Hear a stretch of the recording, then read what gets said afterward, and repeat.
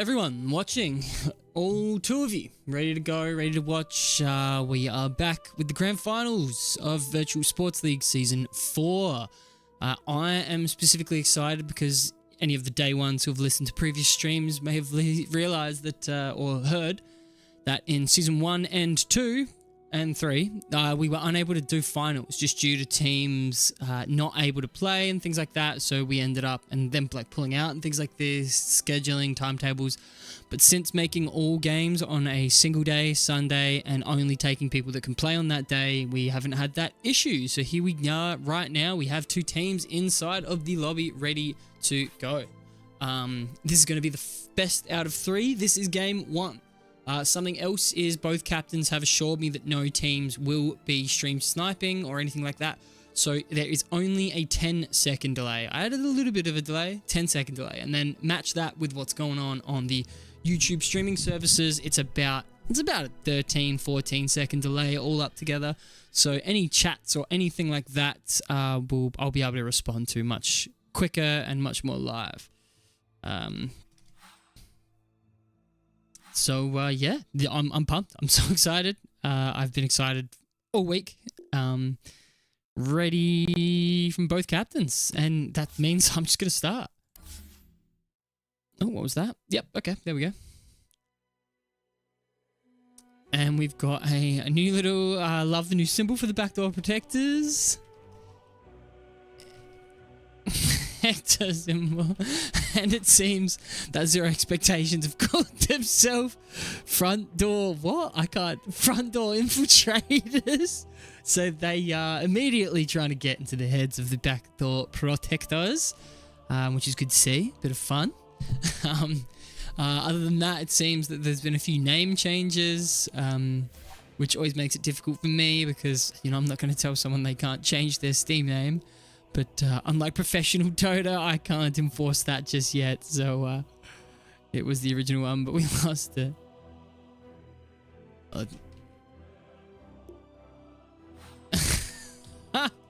They've rediscovered their team symbol. So this is an OG symbol apparently. We're looking at that now.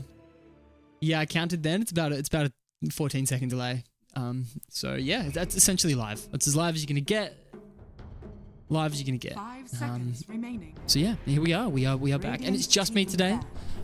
We might be joined by Tapman Tap for game 2 or 3. That just depends. But yeah, just me for now. So apologies if you get sick of my voice. Feel free to just mute and watch some good Dota between the strongest teams in Virtual Sports League Division 2 at the moment. Anyone that is watching who hasn't signed up, just know that I've announced a Division 1, which is a completely uncapped skill rank. So if you have any friends who are freaks, absolute freaks, and are good enough to play in Divine and Ancient brackets and Immortal brackets, let them know to come and sign up. Because, yeah, the more players that I enter, the more even the divisions can actually be. But yeah, here we are. I'm just calling this Division 2 at the moment, just because there is a skill cap. 10 seconds remaining. And this is, yeah, essentially the first time I've run it with only matches being on Sunday. But here we are now. So Dawnbreaker is out immediately. Who we know, so backdoor protectors, they love playing Dawnbreaker. So I think front door infiltrators, who are actually Zero Expectations, are always banning that one. Classic little silencer ban. Nobody wants to deal with being silenced. Witch Doctor, solid hero. Oracle ban, getting rid of a save. 2 saves gone really for front door infiltrators. They don't want them saving. Both the Venge and the Oracle. Magnus, strong pick. Getting that out of there as well. Let me know if any sound difficulties, whether or not I need to turn Dota up, myself down, yada yada.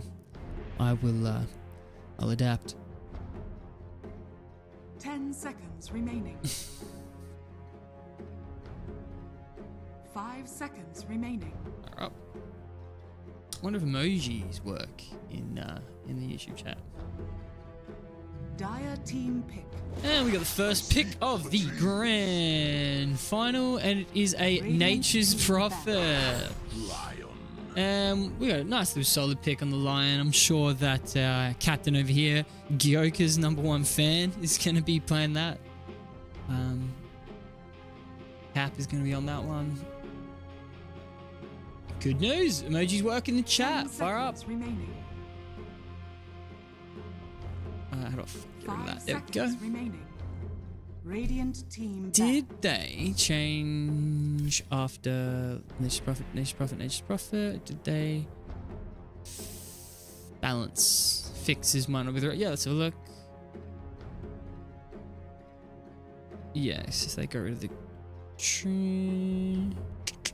Change that a little bit. Still not solving the issue of this being now a nuke. 10 seconds remaining. 5 seconds remaining.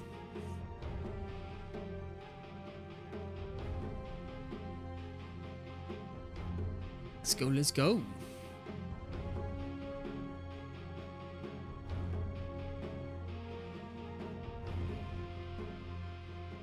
Radiant team pick. Clockwork.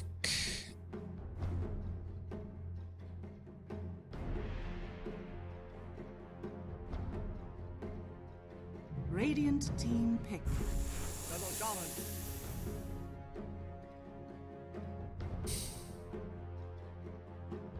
Shadow Shaman.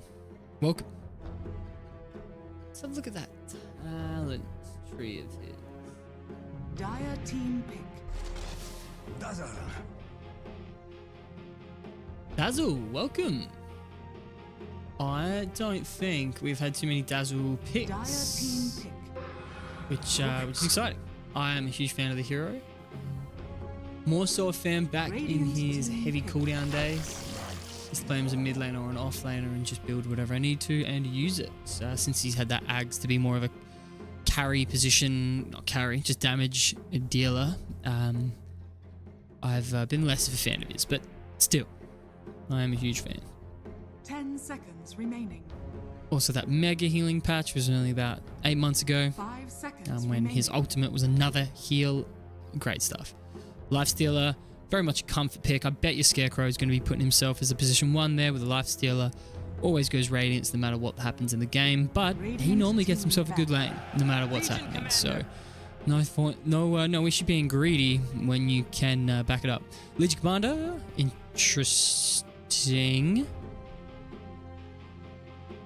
I wouldn't have picked Legion Commander, Dire team back. even though it goes very well with a Dazzle. Lifestealer saves, stuns. Yeah, I guess it's nice that you can always deal with this man using his Rage TP. 10 seconds Any remaining. more global heroes on offer? Spectre's out, so is Dawn, so I guess 5 not. seconds remaining. Lena has also been banned by the team, who I thought would be nice to pick. Lena, a nice little bot, boots of travel hero. I like this ban on the Spectre. Primal Beast, interesting. Axe ban, yep. Securing this Dazzle, very nice. Love it. Nicola Robinson trying to be the #1 fan, solidifying herself with a, well, let's go.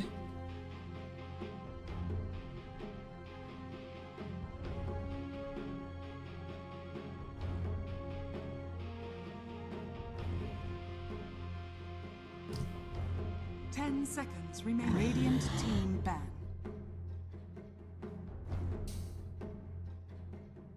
Number ban. OD. OD ban. I wonder why they banned OD. OD is actually a good pick for them, I think, especially against the Legion. But no bother. They are worried. Radiant team. Zero expectations. Are a little bit worried about the OD coming out, so that's gone. Something that I will mention as well. I've never used the series setting in a lobby before. As I said, haven't actually managed to get a finals due to how the other seasons have ran. But we'll see how it works and how it tracks and things like that. I'm pumped. There we go, and we're digging into the reserve time for the Backdoor Protectors. They have got plenty. But I have it set that I think it's 70 seconds less reserve time. Dire team pick. So it's much greater. Juggernaut. I always like Juggernaut. Despite him having obvious issues, I feel like he always does something. 10 seconds remaining. Can he trade against the 5 Lifestealer? I think he can.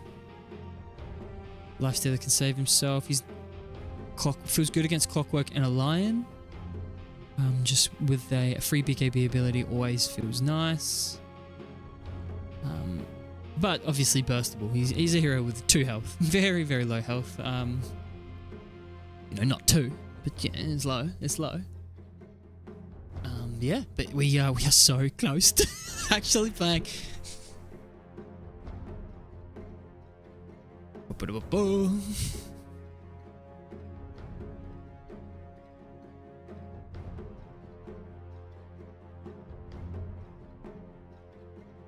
What is going to come next? Let's have a look at his talent tree.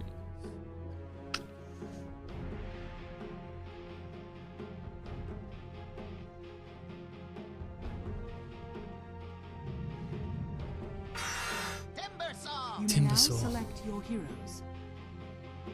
Timbersaw.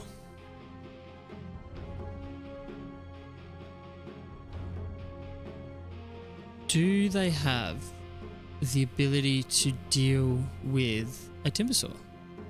Because this might be a mid lane team Timbersaw. I'm interested to see where they go with this. Another thing that's unlike professional Dota, these players often switch up. Specifically, we've got Scarecrow on the front door infiltrators, or Zero Expectations as they're normally called. He changes between off lane and safe lane, and it looks like he has actually, looks like he's gone for off lane this time. So he is a offline Clockwork, which means that test is normally their mid laner. So that is looking like a mid lane Timbersaw. Fire up. And we got a Shadow Shine. I love the Backdoor Protectors. The OG. The front door infiltrators. The losers, man. I don't know when they changed that. It's classic. Alrighty. Yes. We have got my camera settings all good to go. Let's zoom out so we can see as much as possible. I won't pull those last hits up just yet. Apologies if I forget. But let's do a one check. Looking good. Look at these sticks. We got 4 sticks on the Backdoor Protectors. And they're called the Dire, but that is Zero Expectations. Just 3. Classic branches, nothing crazy. Like 2 blood grenades though on BDP. So they're definitely looking to make something happen, it seems.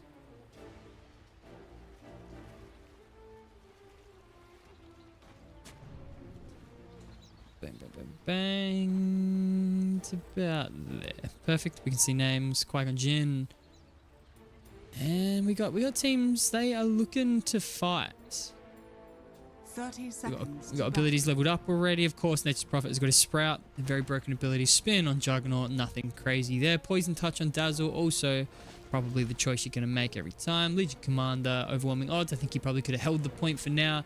Shadow Shaman. Also, I think he could have held the point. But he's looking to hold people down with them shackles. Good luck. Have fun. Good luck. Good luck. The S in VSL stands for sportsmanlike, even though it's a virtual sports league. Qui-Gon uses a spin. Really wants to secure that, but it's a 2 runes each. Nothing crazy. Vinahouse, Makanan, Sadap. Let's get it. Alright. Fantastic. Okay, so for the Backdoor Protectors, and they are the Dire. Top lane, we have got a position 1 Lifestealer, and then we have his support is a Rubik in the position 5 versus a Radiant Legion Commander with Sagex, the captain, on a position 4 Dazzle. In the mid lane, we have a Nature's Prophet versus a Timbersaw. I think it's a very nice pick. I can see now why they've done this. Always going to be able to escape Sprout. And then bottom lane, we have a Radiant position 1 Juggernaut for the Zero Expectations and a hard sup position 5 what's his name? Shadow Shaman. Clockwork is position 3 and position 4 Lion. Not sure where First Blood's going to exist, but Rubik's looking low. Obviously mid lane, Timbersaur's going to have a little bit of trouble just at the start before he gets a few reactive armor levels, but that's going to give him some nice health regen and armor just to be able to sit in this lane and not worry about too much. Now, this... I actually think one more hit would have... It definitely would have. One more hit would have killed that. But it looks like Dazzle would have went down too. Some First Bloods are worth more than the others. Either way, a low carry is essentially a dead carry, especially with this nice little overwhelming odds nuke. They're just going to back up, try and control the lane. Nice little D-ward coming out there from the Dazzle. There we go.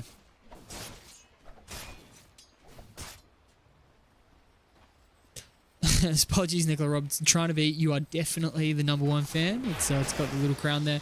Now, I think Rubik's in trouble here. Lifestealer is coming out to help his friend. In fact, it's a nice turnaround.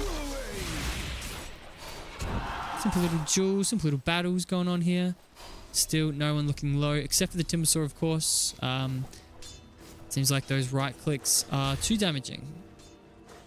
And he doesn't have a bottle himself. Maybe he does on the career. Yes, he does. Fantastic. Mid lane? Maybe? No. Again, this Sprout being a nuke is so much better for this kind of matchup. Just it does the damage immediately. It's playing a bunch of magic damage as well. Okay, he's got a bottle. He's not going to struggle too much with mana anymore. It's going to feel nice. Clockwork. How is my man doing? Again, Scarecrow. He is such a consistent laner. On top of the leaderboard, 15 denies. Top lane. No, it is mid. It is just mid. I really got to keep my finger on this number 8. Happy to just watch it for a little bit if we think action's going to go, and I'll just keep my eyes on the top, looking for the kill. But Nature's Prophet definitely putting some nice right clicks down onto the Timbersaur. He's got 20 reactive stacks, so he's hitting that 14 regen, and he's also got that extra 14 armor. So lots of mitigation coming. The miss, don't think it would have done too much anyway. As you can see, that last little click just didn't do much. It seemed like he was only hitting for maybe 10, and that would have taken another 19 hits. Looks like there's some duels going on. Oh, I don't want to miss First Blood. Dazzle is actually out of mana in the top lane.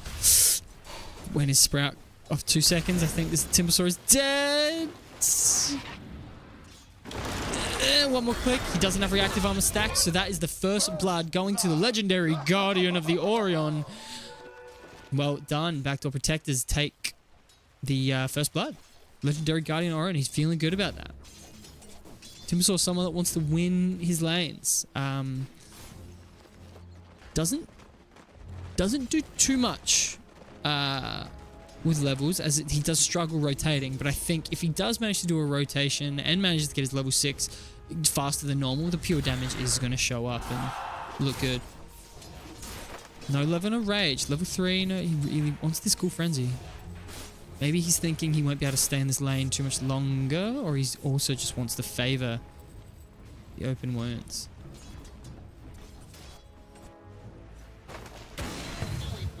Scarecrow's looking low on our...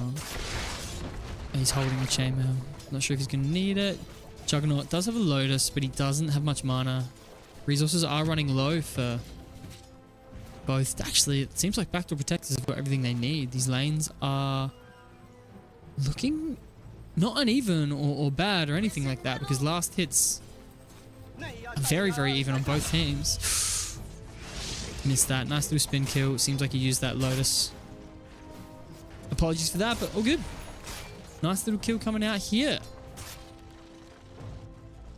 You can see how even these teams are. It is just 2-0. Dazzle, top lane, actually gets killed. Lifestealer picks himself up one.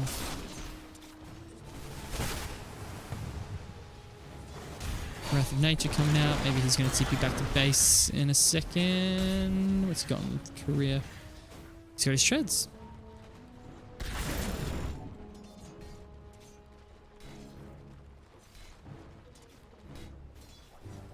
Okay. Nothing too exciting, For those purists, I have the default sounds and everything like that, including the announcer, so.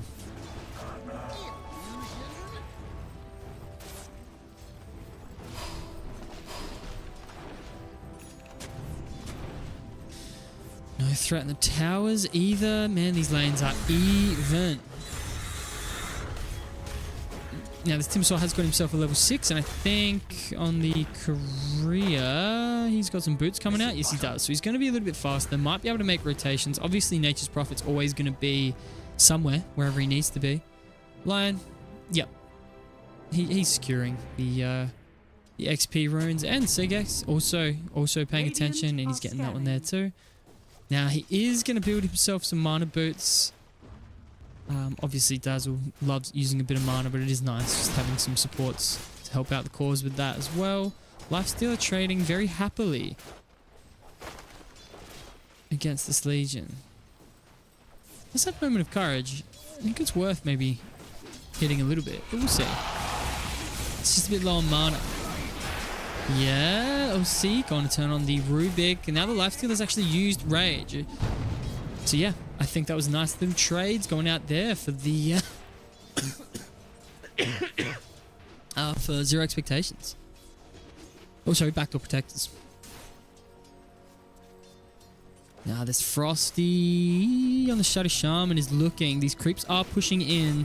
Maybe going to be able to pull off a nice little pincer move there. The spells have been used. The Shackles has come out, and now we've just got to get those right clicks. No need. Overwhelming odds. Gets that damage across and happily takes that kill. Let's swap over to the net worth. Looking very, very nice. Little gold exchanges, but at 8 minutes, that's all you can ask for. Let me see how much that death was actually worth for our man. Yeah, a nice little 400 gold for Legion Commander himself. Feels really nice. Great play there. Nice little rotation for show, and that is a 3 kills to 1. The Radiant team with 3. Lifestealer holding onto his rage. Can they see Shadow Shaman? Yes, he showed. Mid lane, this Juggernaut might be in trouble. There are 3 heroes here, and he's just used spin. I think he's hoping to get that creep death so he can get his level 6. No, he doesn't. And he's got his healing ward, he's got a wand, and he has his boots on strength, but no, he can't do enough. But the Nature's Prophet managed to turn around and get himself a kill on the Rubik after taking a little bit of vengeance. And Prophet is actually feeling really nice. He's using that shield well. Now the Shadow Shaman has nicely shackled the Timbersaw, who's going to be the one pumping out the damage. Gets himself a nice little Ether Shock. But not doing too much. Finally, that Nature's Prophet comes through. The nice little 265 damage nuke gets himself a nice kill onto the Lion as well. So there are still 2 heroes being chased around by this Timbersaw. Timbersaw is coming in, continues chasing, and now the Clockwork is joining the fight. This Shadow Shaman is looking in trouble, and now he's dead. If any of these cogs the Battery Assault managed to hit the Nature's Prophet at all, the Phase Boots get there. I think they're now going to go ahead and dive this Nature's Prophet. He's sort of trying to turn, but now he's actually put himself inside of his trees, not able to be seen. The players are actually backing off. There is now 4 heroes mid on the Dire with just the Nature's Prophet on the Radiant. So this is actually not so bad if he's able to survive. Yeah, he's not in any danger. He's under his tower hitting. They're not planning to dive.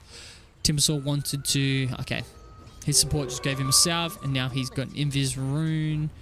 And he's just, bottling his way to heaven. He's already used up the Invis rune. He has no interest. He wants full health and mana. Instead, he's going to make his way top lane, it seems, while he's here. Yes, he is. Let's see if these nukes are going to pull off something. Timbersaw, he's not seen here, so this Dazzle might be in trouble. Lots of damage absolutely coming through. Bang. He does use his Grave, so he's going to delay this kill a little bit, but Lifestealer is managed to pick that one up. Feels good for Lifestealer. Is that his second of the game? Yes, it is. He's 2-0. Feels really, really good. Otherwise, still very even. It's within 1k. All cores are swapping as for who is on top of net worth.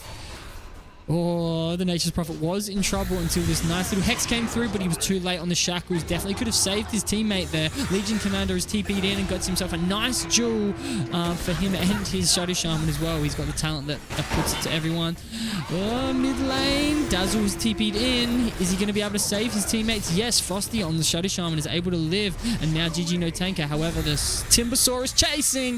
The Jakram was unable to reach. I think it was maybe a couple units off. He's unable to get himself down the hill, and now they're getting chased. Dazzle and Legion chasing down this Timbersaur. He goes down the hill using these nice little chains, yes, but the Lion who provided a stun to get him out is now dead. The 32 stacks do not matter, so that is a nice 2 for none. Nice little long skirmishes and fights at only 11 minutes, but that one there definitely favored the Backdoor Protect. Sorry, Zero Expectation. No, Backdoor Protectors are the Radiant.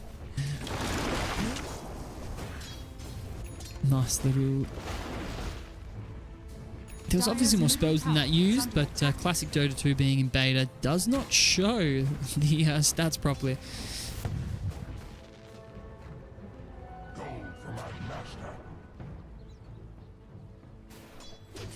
I do believe it is a league ticket thing. If I manage to get myself a league ticket, the games will all of a sudden be public and tracked by things like Dota Buff, so the APIs will be able to fill in the statistics properly for the games. Oh, we got 6 current viewers. How you going, everyone? We get some grand final. We get some grand final Dota 2 here.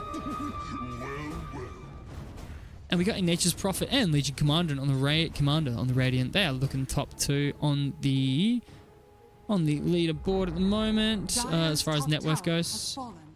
And we have a Blade Mail coming out on this Nature's Prophet. That feels nice, I guess. No completely obvious use, but the armor and, you know, damage is always nice. Item might just be too good at the moment. I'm not sure. How is Juggernaut going? He's actually getting Battle Fury. Juggernaut is getting Battle Fury. Radiant's courier has been I think it's going to be an alright time. You know, he's got 5k at 13 minutes.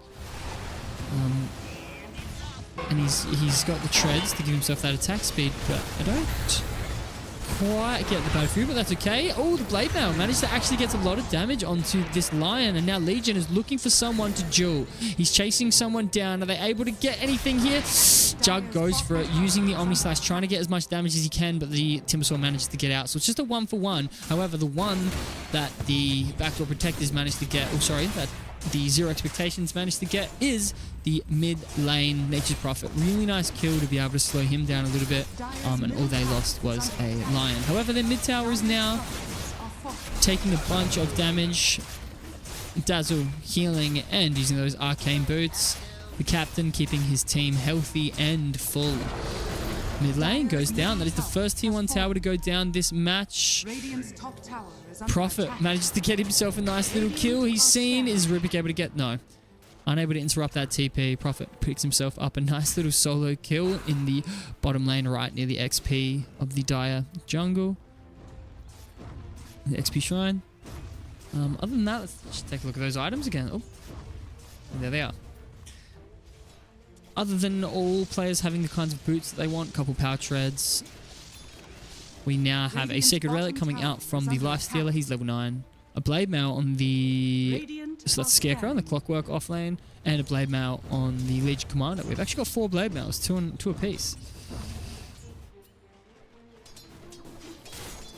Legion Commander looking for his blink. Maybe he should have went blink first. I'm not too sure. Who's... Yeah, he can blink on a Lion. Blink on a Rubik. Few killable options. Now, something I have not noticed is any trickery or odd dewarding or anything like that. I have been on the lookout. So it does seem like the teams are being fair, not stream sniping or anything. I'm almost certain that if any stream sniping came through, it wouldn't be any of the captains. I've played with both of them. They're very chill. They do just like good Dota.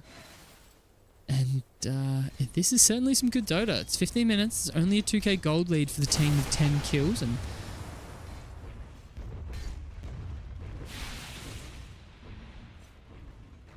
Juggernaut still looking for his Battle Fury. Some nice stacks being made here in the Dire Triangle. Mid lane, there's some things going on. Legion unable to get a duel off. Or maybe he didn't want to. Maybe he wasn't looking to duel a Timbersaw. Probably not the best option. Shadow Shaman is now in trouble. However, the cogs actually push him down a hill, keeping him much safer than he would have if he was stuck up there. The Legion Commander is going down to a finger from the Lion. Nature's Prophet, he's pumping out some nice damage, but the Blade Man with plenty of armor. Juggernaut comes through with a very nice Omni Slash. Unfortunately, managed to find a few creeps with those hits, but now the spin. The spin is applying a bunch of magic damage onto the Timbersaw, but the Lifestealer has jumped out of his friend in the Timbersaw and manages to get himself a nice kill. Very good fight for the and that was the frontal infiltrators, meaning it was zero expectation. That was a 3-4-1. It looked like. Middle tower is under attack. That was the Legion Commander, Shadow Shaman, and Nature Prophet all going down, along with the Radiant's T1 tower. Get that recap up. Yeah, nice little swings in every direction there for our zero expectations. Team Radiant, Team Dire, sorry. 2k gold lead, 2k gold swing, and a 3k XP swing. Plenty of damage being dealt by both teams. And now they return to the jungle. Lifestealer has actually got his Radiant, so he's looking to farm these stacks which they've made in that triangle. That Dire Triangle. Yummy, yummy, yummy farm.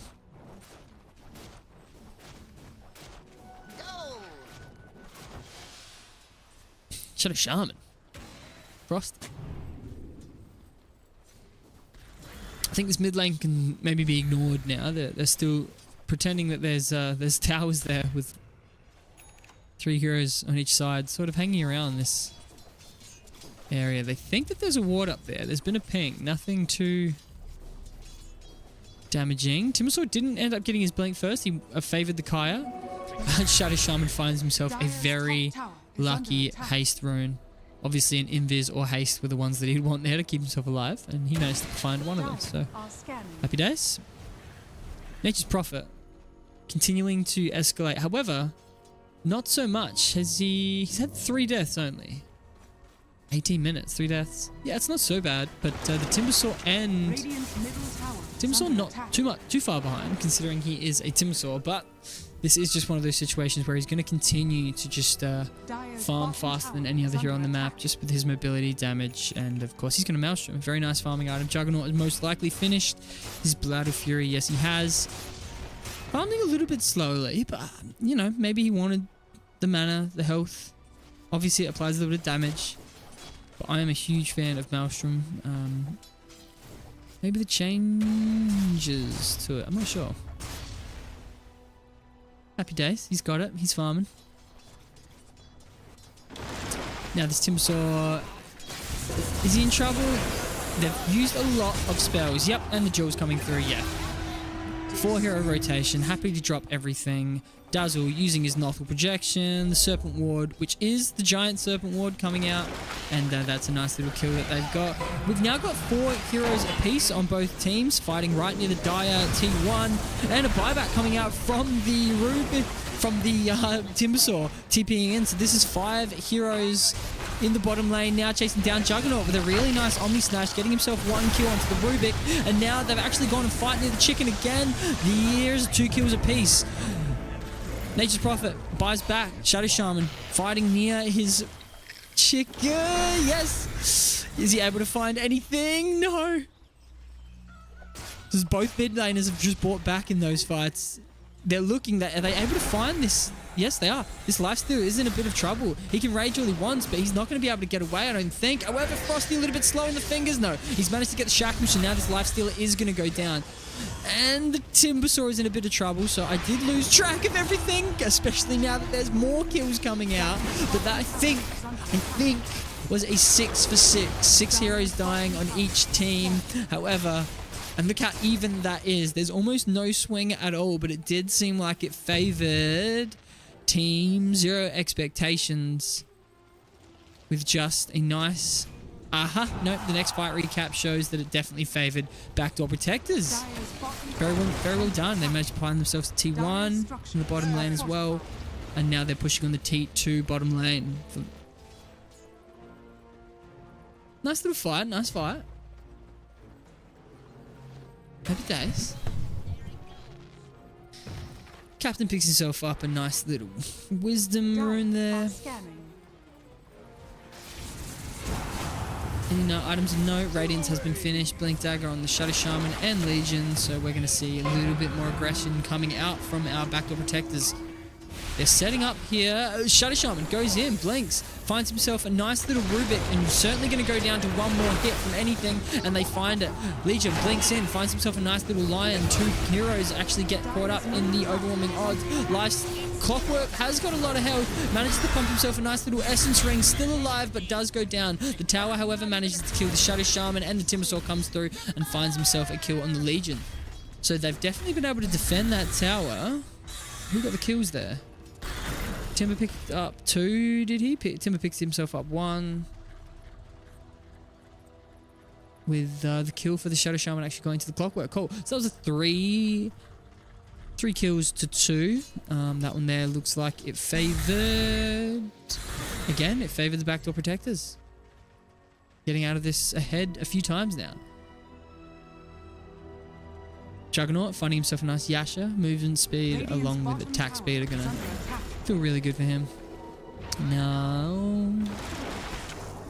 Oh, they're actually going to find this Force Staff coming out. Manages to get his carry into safety. However, Nature's Prophet teleports in nicely and aggressively, but the team is there to save him. Lifesteal is able to get out. However, the Nature's Prophet also goes down to this Clockwork. Very well played. Legion Commander finds himself a nice duel onto the Timbersaw. Didn't have any stacks yet, so he finds himself a nice little happy kill.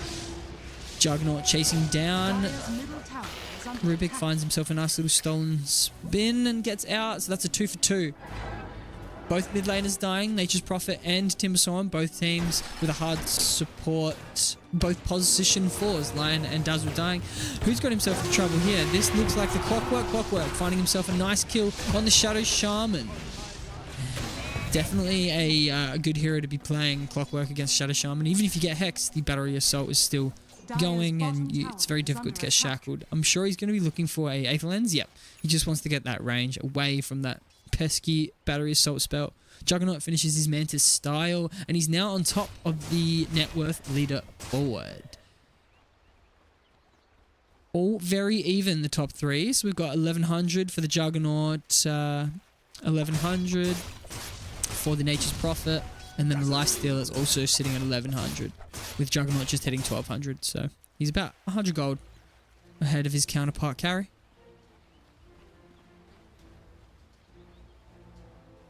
Looks like we've got an Ags coming through. The Ags still does just increases the duel duration.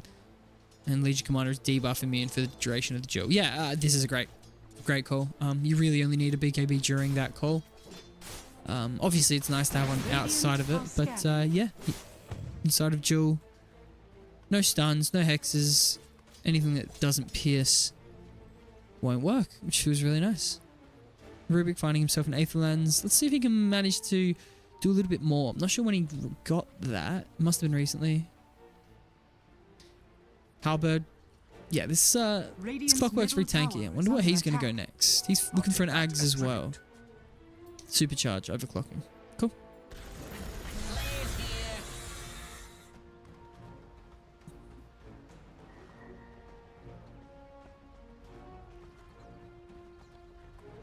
Okay. Radiance. Rubik just, finding himself a nice little Blade Fury here. He's just going to farm with this. The mana regeneration. Mana on stolen spells. It costs a bunch less now. Which one is it? Stolen spells have a lower mana cost. Yeah, 50%. 80% at level 3, huge. Clockwork hasn't used any spells. He has got a halberd, very tanky, but he has been jeweled. So if he does go down early, it's going to feel nice. Not from projection, in a very good position. So I think that hero should be feeling safe. Shadow Shaman gets his spells out. Grave coming through in the Legion Commander onto the Nature's Prophet. Sorry, lots of damage being pumped out. They're still fighting around this chicken, but the Chakram and Radio, he's got an Ags. Agging himself is sitting inside the Shadow Shaman, feeling safe. 2 kills apiece. Juggernaut, has he used his Omni Slash yet? No, he hasn't.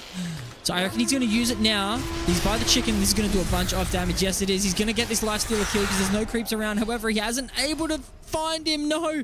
Lifestealer runs away. The phase boot's coming through at the right time. Juggernaut just that little bit too slow. Uses the blade. Battle Fury. Thankfully, he has got the TP. Spins out. Is he going to actually get the kill? He probably could have been able to fight there. Yes. The Timbersaw ends up going down. So it's a 4 for 3. Lifestealer just finding himself alive there.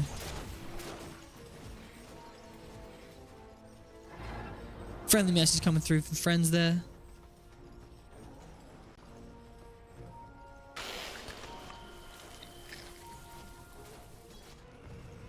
But what a fight. Here's that recap. Again, more spells were obviously used, but huge swings going there for the XP specifically. Yeah, okay, so the Lifestealer, because I think they just found themselves the Legion Commander at the end of that fight, giving themselves a bunch of XP. So let's just have a look at these graphs as well. Yeah, look at those swings. Feels good.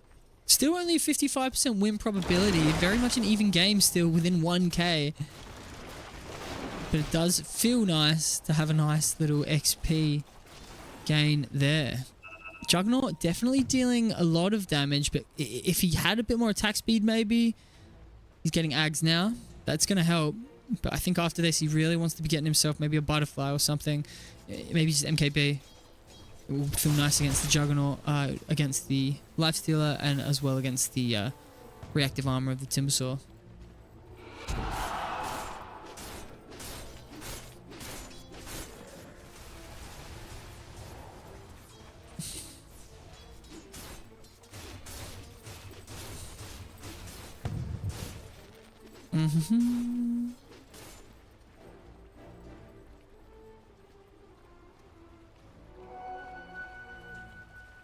Radiant are scanning. Dire's top tower is under attack. But it's still very, very even. Is under attack. And he's popping that giant serpent ward down. They want this tower. Are the Dire looking to defend this? Yes. Zero expectations are on their way. Dire's top tower is under attack. Both teams rich. All 5 players are in the vicinity, and Timbersaw goes in, pops himself a nice bunch of damage. Clockwork goes in, finds himself the dazzle. Really nice find. Legion Commander on the back line finds himself a nice little oh, the dazzle finally goes down to the Clockwork, keeping him busy for a very long time. Rubik and Lion go down to the Legion Commander. Very nice initiation. Where is the Juggernaut? Juggernaut in the back line is punishing this Lifestealer. Very good fights. That means the both carries are actually out of this, leaving the mid lane of the Nature's Prophet to just get chased down by a Clockwork and a Timbersaw. Timbersaw has got a blink even though Legion left. Juggernaut still trying to find his counterpart here, but now he is getting surrounded by 3 heroes. Should have been fighting with the team. I think he focused too much on the Lifestealer there, but it's obviously difficult. Hindsight, very, very difficult. Great fight though. Nice little recap coming through. XP gain yet again, swinging towards zero expectations, finding themselves a 2 for 4, 4 kills. 4 kills for the team of Zero Expectations and 2 for the team of Backdoor Protectors. Now they're on a 1k gold lead for Zero Expectations on the Dire. Clockwork, Blade Mail, and Ags. Maybe he wants some mana regen soon. I guess we'll see. Dormant Curio, 2 of them. Oh, they're missing a fight. Lifestealer actually goes down. That's great news. So he's already dead. Foul play is open, so I think they can continue. Yes, they are. Nature's Prophet TP's in very aggressively. Gets himself a nice lion kill. Now, no Lifestealer. Nothing to really worry about. And Dazzle sitting behind keeps his Nature's Prophet alive. Clockwork wasn't there. Clockwork was not there. I guess they're seeing how much he's actually doing in these fights. Just a bunch of distraction. Also, it seems like it was a duel coming through. Yes. Huge kill for the Legion Commander, picking himself essentially up there a K. 1k gold. Now, what did he find? Yeah, he's going to go ahead and build a Desolator. Why not? Let's get some damage. Juggernaut, how's he going to solve his damage issues? He's going for a Basher. Dire's middle tower is under attack. Okay, I suppose it provides some damage, but it doesn't provide attack speed, my friend. Qui-Gon's confident that he's got enough. Dire's middle tower is under attack. Dire's middle tower has fallen. Mid T2 goes down for the Dire. 4k gold lead now for our backdoor protectors. They're looking happy here, and they are also looking towards Roshan. Yep, this is going to be the first Roshan of the game if they're able to take it. Ultimates, all ultimates from both teams are available. No huge ultimates. I guess fingers can be counted. But yeah, now that Lifesteal has got himself an axe, his ultimate's very low cooldown. Very safe. Got himself a Crystalist, he wants that bunch of damage. Juggernaut finds himself a nice spin, able to get out a little bit. Legion Commander on the back line, dueling a Lifesteal. Lifestealer keeping himself alive, but the punishment is coming through. He's got a lot of... Oh, he's able to get himself inside of the Shadow Shaman. The Shadow Shaman is going to be kept alive by foul play. Juggernaut on the back line has used his Omni Slash, getting a bunch of damage through. Finds his spin, so he's able to spin away from the 4. Oh, a very nice Hex coming through, and the knock projection for the Dazzle. The Dazzle is unable to keep his Legion Commander alive. Lion has finally gone down for one team. 2 for 0 at the moment. Dazzle finally goes down as well. Are they able to get the clockwork? No. So this is actually looking like a team wipe. 4k gold lead or not, it just does not matter that much at 32 minutes. A very nice fight coming out there for our Zero expectations. 5 kills to 1. They weren't able to pump out enough damage. The Juggernaut on the back line. Aha, Ethereal Blade coming out for the Rubik, a Yule Scepter coming out from the Lion, and after that, it just seemed like there was no, he wasn't able to kill anyone. Almost looked like a really good fight. Dazzle using his Q there to hex a bunch of the team. What was that called? Poison Touch. There's some, here's those, yeah, 6,000 lifesteal. How much did, he did a bunch as well. Yeah, unfortunately with those Yule Scepters and E-Blade, he was just unable to get nice damage on his ultimate. Has Timbersaw gone a little bit too far? He's getting held down right now. The knock projection chasing him down. Has Lifestealer jumped inside of anyone? He's jumped inside of his teammate, so they're going to have to walk away. Legion Commander is looking, but the rest of the team is behind him for the Dire. Rubik not so much. Do they know where they are? Radiant's middle tower is under attack. But there's no ward or anything like that.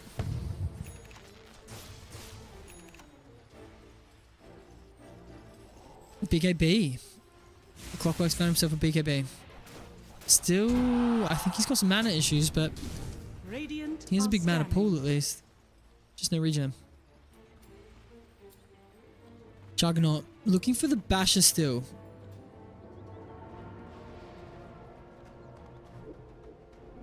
Haste!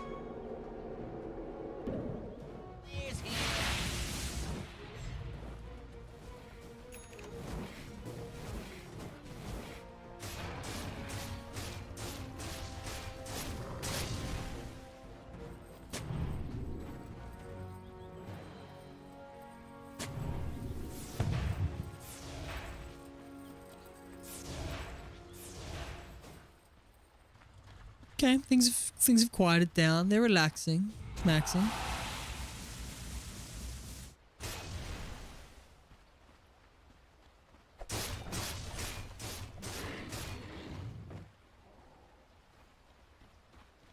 Timbersaw has caught up for sure. He's actually now on the above the net worth for a Nature's Prophet. I think Nature's Prophet might be needing a BKB. He's got one. Okay. And he's actually used it twice. So he's had one for at least 5 minutes, a couple fights. Got himself an Orchid, Mjolnir. Radiant are scanning. It was just overclocking. Okay. Scouting. Where is this enemy team? There it goes. He's just going to be firing. Yep, he's found them. Coming in.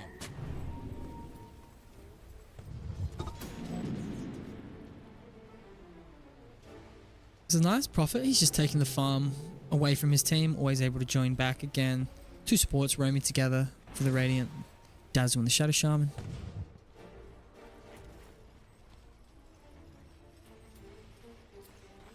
meantime, they are just gonna relax. Just gonna relax. Quite good, Jin. Dire are scanning. Still looking for this Basher, and I think he can afford it now. Maybe he's debating whether it is the right item. Yeah, he can afford it. Oh man, if he thinks he wants to take ages, then he should just buy it. Nice item. The serrated shiv is very good for the Juggernauts. However, the Dire don't want to give it to him. Zero expectations are on their way. They are smoked. They've got plenty of vision. Backdoor protectors playing very nice, safe, getting the high ground. What's going on mid lane? A few spells we used. Hook shot missed.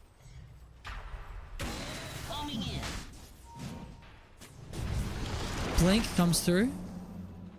Sprouts on the Rubik. Oh no.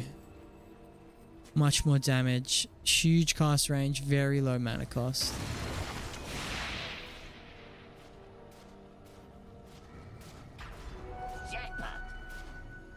They've left. Yeah, they've just sent Juggernaut in there himself. That's absolutely fine. He's going to use that healing ward, get in there. Yeah, more people are going in there now as well. It's not like they have like a black hole or an axe call or something huge to worry about. Obviously, Timbersaw can blink in and pop a bunch of damage, but they're going to claim it. Lots of respect coming out. Obviously, we can see that it's completely even on both sides. And not to mention, this is a 31-30 game. Like, the teams are as even as they can go.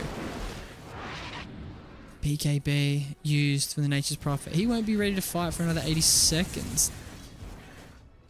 However, maybe they just want to farm a little bit. They have actually got zero expectations back into the base. Despite them being the team that's up on Gold League, they're as scary. Has been killed.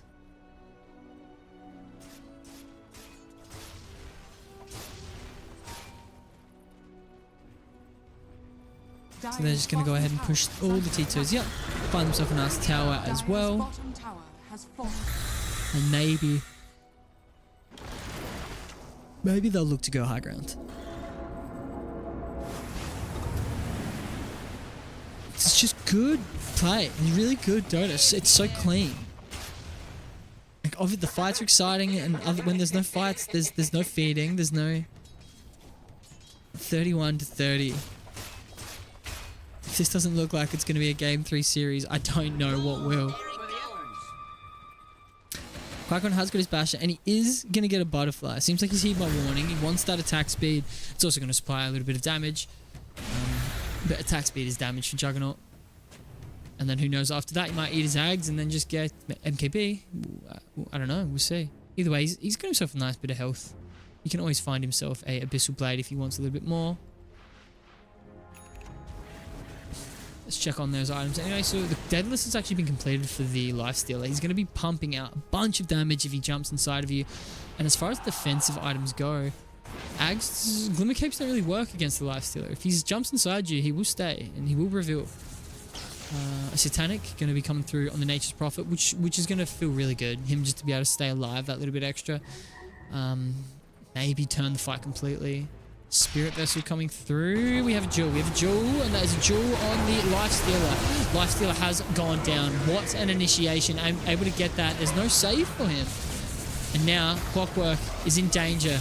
No, he managed to get himself out. However, Frosty on the Shadow Shaman finds himself a nice little finger. Shadow Shaman does go down. Very nice initiation coming through from the Timbersaw. Finding himself 2 kills. Both supports are gone. So this is going to be enough, despite getting the kill on their carry, to scare them off. Now they're going to finish off this chicken. Juggernaut has already used his Omni Slash.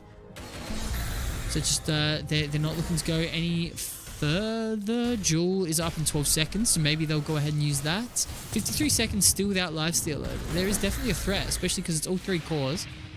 But Qui-Gon, maybe not wanting to use. Oh, I think Shadow Shaman. Yep, and Legion is. He's found this Rubik, and he's going to go. He's going to do a bunch of damage. Rubik finally goes down as well. BKB popped on the Nature's Prophet, and he starts just hitting. Right clicks coming out all over the place. Now Juggernaut has gone down. He's used this Aegis, but he's back alive now. hits Swift Slash, gets himself a kill. Clockwork goes down. Rubik buys back. So now there is just a Clockwork manages to come through. Next Prophet still here. Halberd used on him, not able to attack. Juggernaut actually man fighting this Clockwork now, and he's doing a very good job of it. Healing Ward comes out, and now he's alive. Nature's Prophet TP's in, locks the Clockwork into place, kills him. A nice team wipe coming out for the team of Backdoor Protectors. A huge fight for them. A very big fight. Looked like it could have went any direction there, but no. A buyback coming through from the Timbersaw, and now that Lifesteal is alive with a nice little nice dust there, they find the Shadow Shaman by himself, and now the Juggernaut will back off. So they managed to defend their racks, but they lost a whole lot. Aegis used very well on the Juggernaut, but he's now got 7k gold and maybe even has a butterfly on his... No, it's just... So he's going to go ahead and buy a butterfly soon.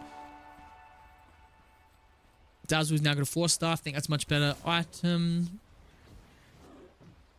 Profit. Who bought back? So no, okay, nobody really bought back on the team for the Backdoor Protectors, so they should be... They're up by 7k now, because there were 2 buybacks that come through. The Timbersaw and the Rubik both used it. Let's just double check they were the only ones. I'll take that as tribute.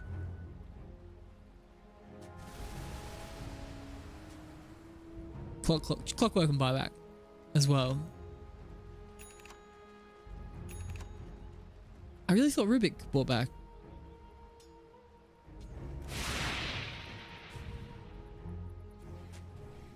Apparently not.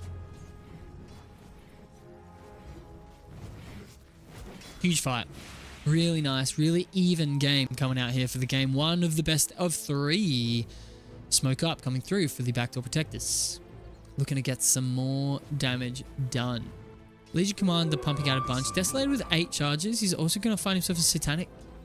Why not a BKB or maybe a Refresher? Not too sure. He's he wants a bit more health, maybe. He's really valuing the health here. Someone that doesn't attack that fast, Satanic can feel a bit underwhelming for Legion Commander. Increases lifesteal percentage. The butterfly has come through for the Juggernaut. I think the fights are you're gonna notice this change immediately. The difference between a bunch of attack speed is gonna show real quick. Have any tormentors been claimed? No. Is this gonna be the first tormentor of the game? Yeah. If they get it, I think they should. Yep, it's been pinged out now by the Legion Commander. He's noticed this is just gonna be a nice little objective to get. Healing Lotuses all round. Nature's Prophet now 6 slot. Counting boots. He's probably going to get rid of his boots soon for something. Shard going to our Dazzle.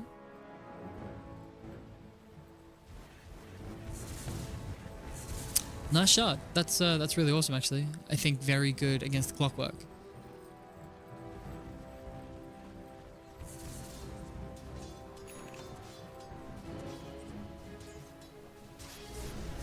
Trying not to show. This is what the maps look like. This is what our map looks like right now for our team. Zero Expectations. It's very dark. They have no idea.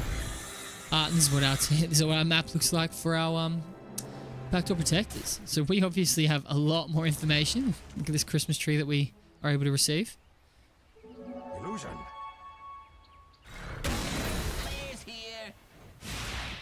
Still no signs of cheating at all, so I'm really happy about this.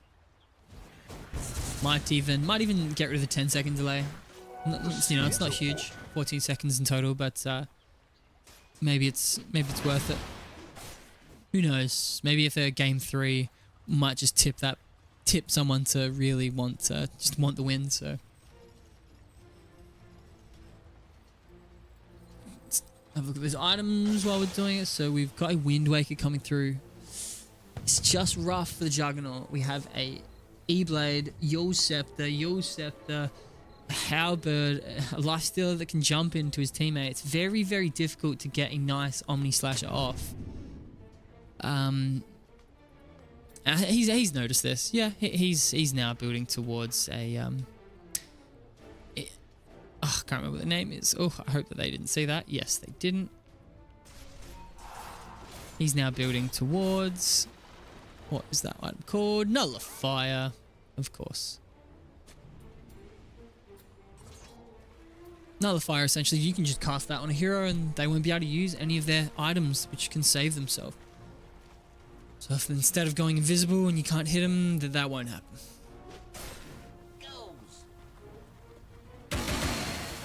I'm sure anyone watching knows what Nullifier does. Yeah, Juggernaut attacking nice and fast now. We haven't seen, since getting this butterfly, we haven't seen an Omni Slash come through. Let's see if I can capture when it is used. Hopefully the fights are nice and contained. I don't think they will with teams like Clockwork and Nature's Prophet, but we will. We will see.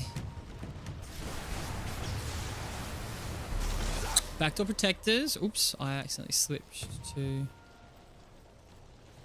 kills and deaths. That's cute. Cool. Looks like they're going to go high ground now.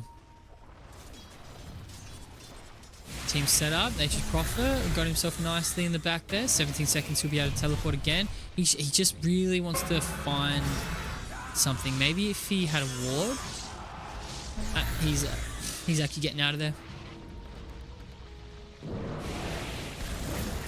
Juggernaut has he's eaten his ags. I think that's a little bit premature considering he doesn't have another item to replace it, and just lost himself a bunch of health. But here we are. The chicken has been dropped. It's not focusing on any racks because now the Legion Commander has used Jewel. Jewel is a good target for Lifestealer because now the Omni Slash can come through and deal a bunch of damage on a Lifestealer who cannot solve that issue. Lifestealer is dead, but he's brought back. He's now approaching. The Legion Commander is down on the Radiant. Shadow Shaman now goes down. It's 2 for 1 essentially, and the Dazzle is in trouble as well. Popped himself a bunch of greater healing lotuses, but he is probably going to go down. I don't think he's going to be able to save himself. He is still alive because there's just a bit of Dazzle things. But in the meantime, and he's actually looks like he's going to go ahead and turn onto this Lion. But in the meantime, the T2 mid actually goes down, because the Nature's Prophet was able to find or just split push, get himself in mid T2. And the chicken in the back line was able to actually take the racks. So while there was a complete team wipe coming through, it was 4 heroes. Juggernaut did not die. While there was a 4 hero kills going for our 0 expectations and only 1 of them dying, because Lifestealer had to buy back, it did still... Okay, so the Gold Swing still favored our 0 expectations, but yeah, they did end up losing those racks still to the chicken. So not horrible, and they are doing 0 expectations are doing the right thing now, pushing down mid. Nice little glyph coming out, delaying. They will get another glyph because this is the first T2 that the Dire have actually taken. There's the glyph. Yeah, very good glyph usage. Finally, a T2 taken for our Dire. They're going to go ahead and check Roche. Roshan is up. This is going to feel great. Lifestealer actually coming through with an MKB. So he's almost on 4k health. Plenty of health. Has a BKB. Has an axe. 2 defensive items. And now he's going to get himself an MKB, so he's going to be able to hit this jug properly. However, if he dies, this is going to be an issue. And they found it. He doesn't have the Lincolns. He's able to get a jewel off. But the Rubik has stolen the Grave. Grave has been used, and he's going to delay. The Roshan has actually gone down to the Juggernaut. Is Juggernaut able to pick up anything? He has. Juggernaut's picked up Aegis, but it does seem like the 2 heroes have gone down. In the meantime, Nature's Prophet is actually just going to go ahead and racks, if you can see that. But I'm going to keep my eyes on the fight. Juggernaut goes down once. Dazzle, in the meantime, causing issues, staying alive again, making it seem difficult. Oh, but now Juggernaut can just spin and TP, and he has. He's spun, he's TP. Meanwhile, Nature's Prophet is just going to go ahead and TP out, despite large amounts of damage coming through. Again, it is just a situation of they win the fight. 0 expectations win the fight, but they essentially lost the battle there, losing another barrack. All that is separating them from Mega Creeps right now is an 800 gold melee barracks. That's going to heal himself up at 5 seconds, 5 health per second, but that's not much considering an onslaught could just come down, BKB, everybody hit the buildings, and then leave, especially because every hero, every player on the Backdoor Protectors have buyback. So this is a huge threat play now. There's only 1 barracks. but like even amounts of damage coming through from both teams. XP obviously feels good, and now 41 kills. The team who's essentially losing has got more kills. Much more XP. But yeah, the Backdoor Protectors win probability is Dota Bar favors it at 74% right now. I tend to agree. Maybe I think it's more like 73%, but you know, computers, what do they know? What do they know? Compared to me, your Legend 1 caster. Wygon, what's he got? What did he end up? Okay, he completed the Nullifier, and now he's just chilling on 4k gold. Travels maybe? I'm not sure what he's going to have. The Giant Maul feels really nice. The critical damage is going to be huge. Really think Lifestealer maybe should have got himself a Lincoln's. But maybe instead of the BKB. Yeah, I think that would have been a nice play for him. Maybe he's feeling that himself, but no point regretting now. You can always sell the BKB and get a Lincoln's. It feels strange selling a BKB. But, you know, you can do what you want. Because it seems like the jewels is the only thing that's stopping them. And if Legion Commander was actually able to jewel the Lifestealer there, I think they probably would have won that Roshan fight. Or it would have been delayed much more for them to have Mega Creeps already. 52-minute game for Game 1 coming out. These players are going to be tired on Monday. Yep, Shadow Shaman. Go ahead. Glimmer Capes up, and he's gonna pop the chicken. And I think he should just focus the rack. 2 more hits, and they have got Mega Creeps. Bang! There it is. Dire's middle barracks has fallen. The Radiant Completely safe, annoying players. Serpent Ward stolen, but too little, too late. Mega Creeps are now here. What does Dota Buff think about that? Yeah, add another 10% to the win probability, and remove another 10% to the loss probability. Add to the loss probability. Did I say that right? No, I didn't.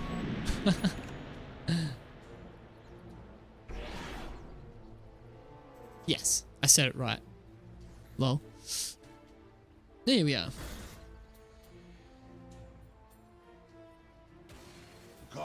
70-minute game incoming indeed, Falcons. If only you were here. You would have finished this game ages ago. Mac and cheese. They don't like long games. They're finishes. I do agree with the Swift Blink. He's almost certainly gonna. Oh, he doesn't have Blink though, so I don't think he is. So yep, he's gonna finish his Abyssal Blade, it seems, which is, you know, happy days. But I think getting rid of selling bots for Swift Blink would be an awesome play. Definitely something that he should look at. If not, Boots of Travel is something else that I'd also consider in Mega Creeps game or in a close game. But it is just a matter of creeps constantly pressuring these towers now. For those who are confused, if I click the creeps on the enemy team, this range creep, for example, has 300 health and 37 HP, whereas they have 1,000 health and 138 damage on the Mega Creep. So it's just, they really are 4 times as strong and damage and armor and much better. Much, much better. And this is what has to happen now. All 5 heroes for the Dire are now just sitting in their base, keeping these creeps away from hitting these buildings. Incoming. And they don't have the best way of doing it. Timsaw is doing what he can. Shiva's helps. Radiance helps. But yeah, they're going to be staying here for a very long time. I can pull up some items just so that everyone can have a look at that, because there isn't going to not much is going to change until we see Backdoor Protectors going ahead and making an attacking play. I think that they should do attacking plays often. If they've got chicken up and buybacks, they should just be doing it. Because with buyback, you can't really lose with buybacks and a team with a Nature's Prophet who's able to just TP behind, teleport behind, and cause some issues to the buildings. Just little sneaky plays.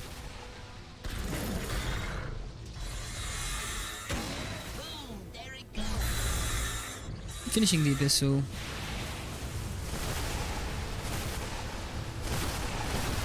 I can see him getting Swift soon.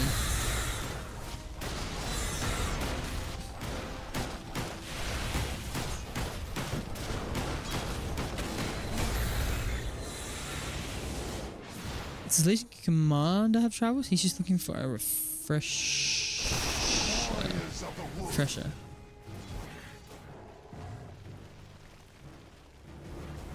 Entangles. All enemies it hits. Roots them. Okay.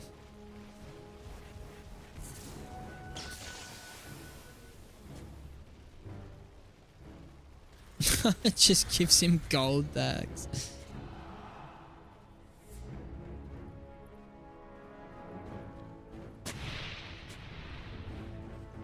Hero that farms fast gets an ability which has gold bags. More gold. Almost 60 minutes. Almost tier 4 items. Maybe they're waiting for that? Is something that's happening?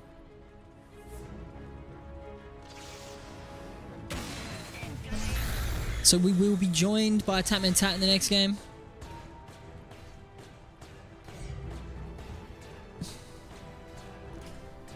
We will be joined by Tatman Tat in the next game, it seems. But for now, we are in game 1. For those just tuning in, here are the items.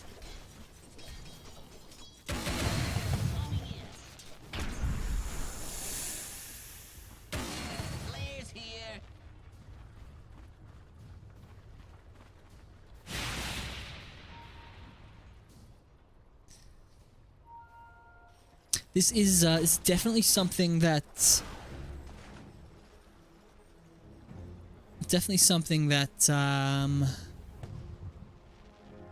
that happens in these kinds of brackets, because it is still an average of about 3.5k MMR. Not as good at finishing or ending or poking, and maybe. Even though it's there's no prize pool at the moment or anything like that, you do want to win. You know, if you're playing to win, you're in a grand final. You want to be the finalist team. You want to be the team holding up the metaphorical trophy, or the person who gets a nice little write up from me saying X team won. So there's always that little bit of pressure and that performance anxiety.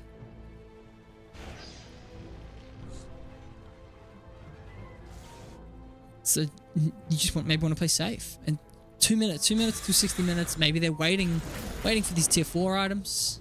Dire's courier has been killed. Hello, all 8 viewers. It's a big 8. It's a big 8 viewers.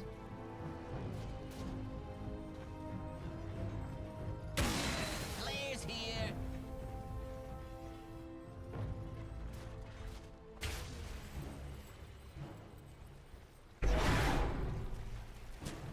Second cooldown.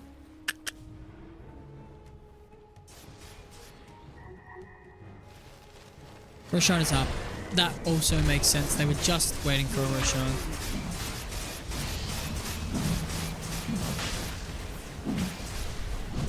And here we go. They're going to go ahead and start hitting. This Roshan is going to go down soon. Juggernaut's already got his Battle Fury in his bags. He's going to be the one to take it. And he's spinning, clockwork come out of nowhere. He's just feeling a bit nervous. He goes ahead and spins, gets that. Now, obviously an interesting item here is Roshan's Banner. Roshan's Banner just allows creeps not to die. So, as you know, mega creeps, unable to die unless you kill the flag. It's going to be tough to hold this. Really, really tough.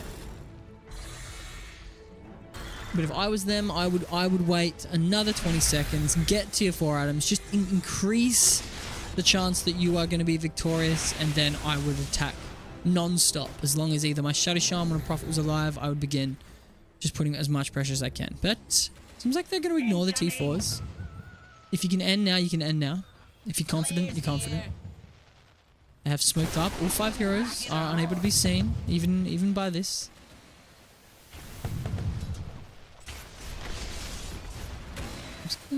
I'll keep it zoomed out. I can't see the player names. It's always nice when you can see your own player name. Watching a replay, Summer playing safe. Vinghouse is very far forward. He's been silenced as well. The big heavy is going to come through, but he's been jeweled. And he has got buyback, and he's obviously going to use it immediately because they're not going to stop pushing. But the chicken has been dropped. He's putting damage on the tower. The flag has also been dropped. But in the meantime, another jewel has come through. Are they able to actually get the kill onto this Legion Commander? He's looking low, and he's finally going to get some damage. The spin is doing a bunch of damage as well, and so is the chicken. This is a 2 for 2 so far. Legion Commander buys back. TP's in. 3 buybacks coming out from the Dire as well. Rubik comes through with a stolen Swift Slash, but it seems like the tower is just getting bombarded by creeps and Prophet and chickens. And it's going to be tough to hold this. They don't have a glyph. Their carry is down. There's not much hope for this, and that is game 1. Backdoor Protectors take the victory for game 1. Here comes the money, they say. Money, money, money. There is no money involved. Very, very nice game for game 1. How exciting. Let's go. Fire up. Woo. Woo. Fire up. Okay. Let's have a 5-minute break.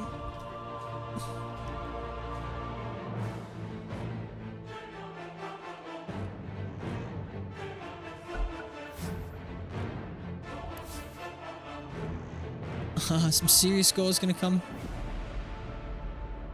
I'll start the game. Let's have a 5-minute break. And then you guys can all join me for game 2. You can absolutely just leave this stream on. I'm not going to stop a stream and start it again. It's going to be one long stream. We're going to have Tatman Tat join me as a co-caster for the next one. So you're going to get some nice knowledgeable... Nice knowledgeable insight there. But I'm sure the players have seen that. Now let's see what's happening here. As I said, have never actually used the 2-game series kind of thing. Server was unable to locate game session. No. Click replay.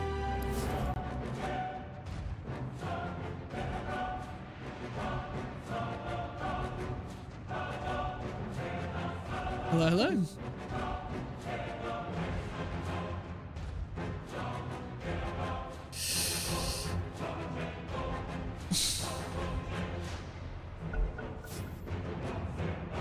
Alright, looks like this is going to keep on happening. Might actually just exit Dota 2 and get back into that one there, so you probably can't see anything now.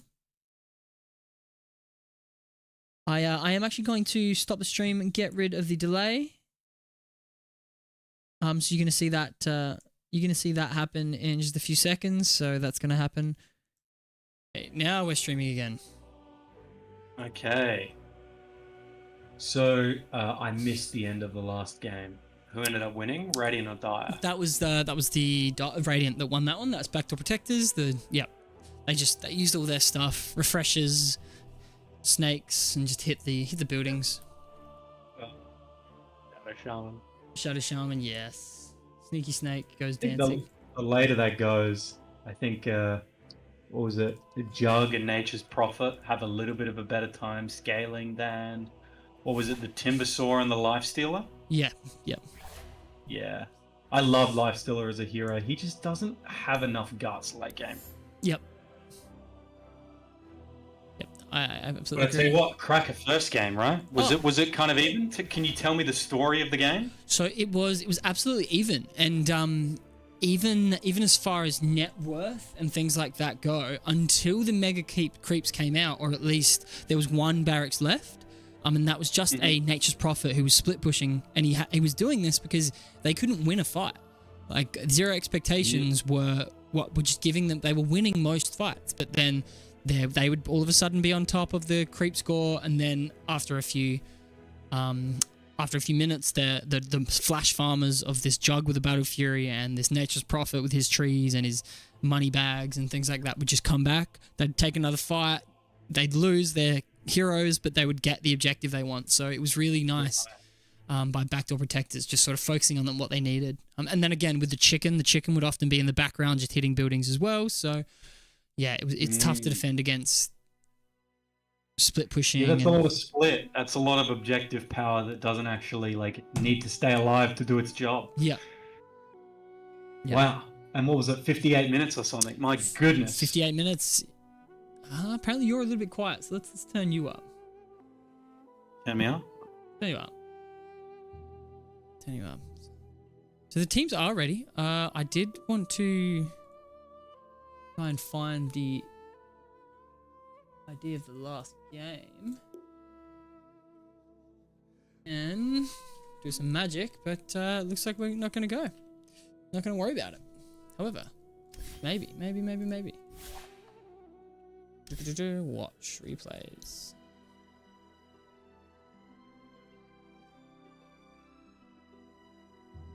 Is this the one? Yes, it is. All right, cool. I've got that, and I can input that, and then happy days. Cool. All right, back to lobby.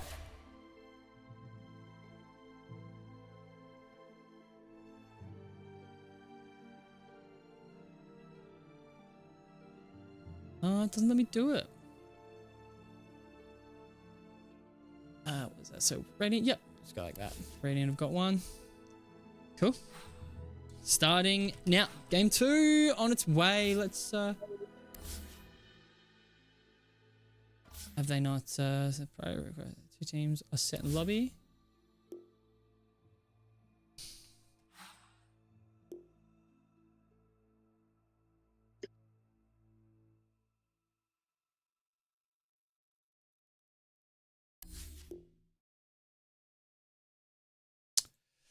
No. There we go. Cool. Yeah, we can start. There it is. And let's check the stream. Excellent connection. We have a Jake Chambers in the chat. He says he's pumped. A stranger, if you will.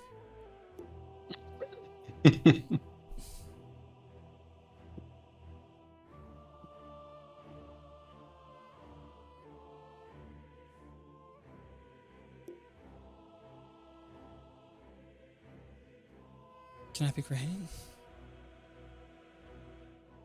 Pick whatever you'd like.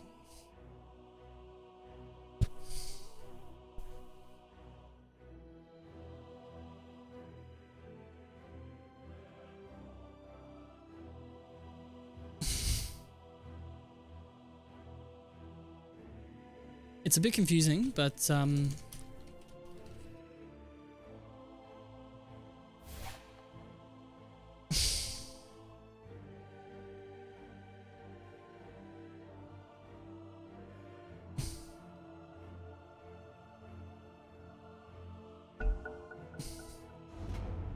here we go, game 2. A few technical difficulties, but we did it. We got that replay downloaded. Yeah, we are back. Okay. We are back. So, what about the performances? Have we seen sort of some staple heroes from any of these teams? Are there heroes that they're looking to just get out of the pool so they don't have to go up against them? So I'm sure, and I'm very positive that we're going to get another silencer ban, but it seems like, yeah, they're respecting the Shadow Shaman now. And I think they ban the Prophet? Yes, I think they're going to ban the Prophet, but Dawnbreaker ban again. This is the common ban. The Root, yep, that's another common ban. They also got rid of the Spectre as well. They didn't want, especially when last time Backdoor Protectors picked the Prophet, Front Door Infiltrators, or Zero Expectations as they're actually called. Rude. I love the name. They banned Spectre really quickly, so they didn't want them to have two little global presences that were going to threaten them. Yeah, well, the Dawnbreaker is interesting. Grimstroke out as well. We've seen the mag ban a lot, haven't we? Yes. I swear we've seen that almost every game. Yeah, we have. Test loves playing him, so Okay. Yeah. There goes the Prophet. Prophet's out. Good. They didn't, there's been a little semi-patch. They didn't fix his Q being a nuke and things like that. And even though Timbersaw went mid lane against the Nature's Prophet last time, previously before that nuke, it would have been an absolutely fine sort of pick for Timbersaw, but because the magic damage was coming out all at once, didn't matter that he was able to free himself with a spell or his Quelling Blade and things like that. The damage was done. 10 seconds remaining. Dire team Yeah, wow. I'm actually not surprised because reactive armor has been nerfed quite a bit for Timbersaw over the years. He used to be such a lane dominator, but that ability needs almost 3 points to actually get good. Right. It used to be even a value point could be good for the Timbersaw. Nowadays, yeah, and like you said, that magic damage actually really pushes it around. Plus, with the burst, did Nature's Prophet have the healing facet on the 10 Sprout? seconds remaining. I cannot remember. No, he actually had the money bags one. So if he gets a kill, he drops the tree, which drops money bags. Sorry, I was just thinking- Vinahouse Makanan Sedat is the mag spammer, according to chat. Thank you, Falx. Yeah, I was just thinking that like that Sprout is just so good for trading. It does a nuke, it heals you. The sustain against a burst hero is really nice. Yeah, Dazzle exactly. going out, Axe going out, Yeah. Silencer. Yeah, okay. Interesting. They ban the Shadow Shaman. They pick up the Lions, so the natural hexes are actually out. These two supports, really basic, fundamental supports. Yes. So it's interesting because Okay, so they get rid of the Dazzle, they pick up the Oracle. Yes. So they have a little bit of save. Witch Doctor is offensive. Neither of these supports have mobility. So I'd be looking maybe for a core who's a little bit more mobile. Maybe a Pos 3 who can like feed off of this Oracle. Feed off Right. of this Witch Doctor. and they were getting punished. So last time it was by a Legion commander. Once he got that blink, you could really tell he started because he was already playing well.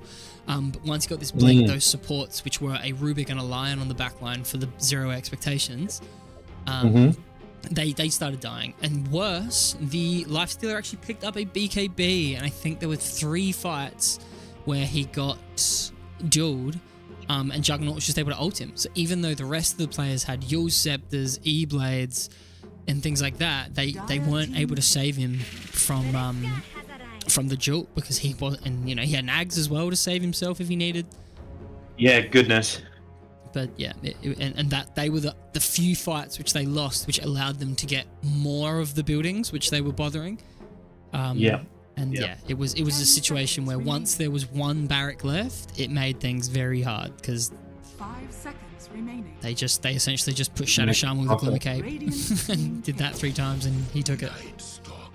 Nice Stalker. Okay, and this is the type of hero that I was talking about that should be able to go on top of these heroes and do work. And we've seen, I can't remember if Zero Expectations ran the Night Stalker. Yes, Scarecrow. recently. Scarecrow. He likes this hero. So Yes, that's it. It is the team. Yeah, so they are acquainted with this hero. I think it can be really good. I also love Night Stalker against Earthshaker. Earthshaker. Yeah. Because the silence, you really can walk in, and Earthshaker is the kind of hero, he needs to respond quick. Like, there's opportunities, and that's why you get Blink. It's like instant, you echo, you boom, you're there. Right. But if Night Stalker stops you from doing that, it's going to be pretty rough. And I think this Earthshaker is a core Earthshaker, but again, Night Stalker seems to be one of the few heroes which counters that Ags very well. Like, let's say he actually gets it off, he's right on top of you. It doesn't matter where you go, or you're not getting it off because you are silenced. It's great, and you're not blinking. He's putting damage on you. I like the DK, bit of tankiness. Can just sort of sit there, take the Night Stalker if he needs to, provide that sort of living wall. But, Distraction, even. I'll be interested to see what the heroes coming up. I mean, Backdoor Protector's lacking a little bit of burst. I mean, they have some nice sustain. There's the Echo, there's the Death Ward, there's good team fight. I'm not sure if this Oracle feels necessary just yet to protect anyone. But perhaps they'll pick maybe a more fragile... I mean, we're assuming the Earthshaker is mid, but could be off lane. I think Earthshaker, they played in mid last time, did they not? 10 seconds. Yes, they did. And it was Backdoor Protectors as well. 5 seconds remaining. Okay, cool. So if we assume the Earthshaker is mid, do we send the Dragon Knight safe lane? Legendary Guardian Probably of not. the Orion. So yeah, it seems like Legendary is going to be playing Earthshaker again. Mid. Lifestealer coming out. I Comfy mean, pick. it's not too bad against the DK. I'm not too sure if it has the burst that I'd want. Radiant team ban. This is the kind of scenario where you'd love to have a tiny player.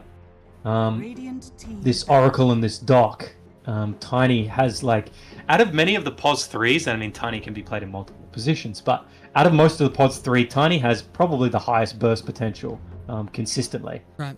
And it's so good against someone like Dragonite who relies on more armor. You chuck out the Avatos combo, and he gets low enough that like, oh, now I have to consider backing off, which is not what a DK really wants to do. So we'll see what these last heroes are. The Lina gets banned out. They know their weakness is a little bit of magic damage, perhaps, and a lane dominator too. Yep, lane dominator Lina. Dire team ban. I mean, I'd even consider I know it's not amazing, but I love Zeus. I think Zeus works pretty well against Dragon Knight. I think it's also great. Zeus is great against the Witch Doctor. You always have the bolt ready to interrupt Death Ward, and I think that's actually underrated counter. 10 Right, and seconds even if And you, you see that you go Axe as well. Corp is another burst hero. 5 seconds Pop's good. remaining. He's been Yeah, well, they banned. banned it. That's Yep. why. They know what they want, or Yep. not want to go up against. Yeah, these two teams are absolutely as even as you can get.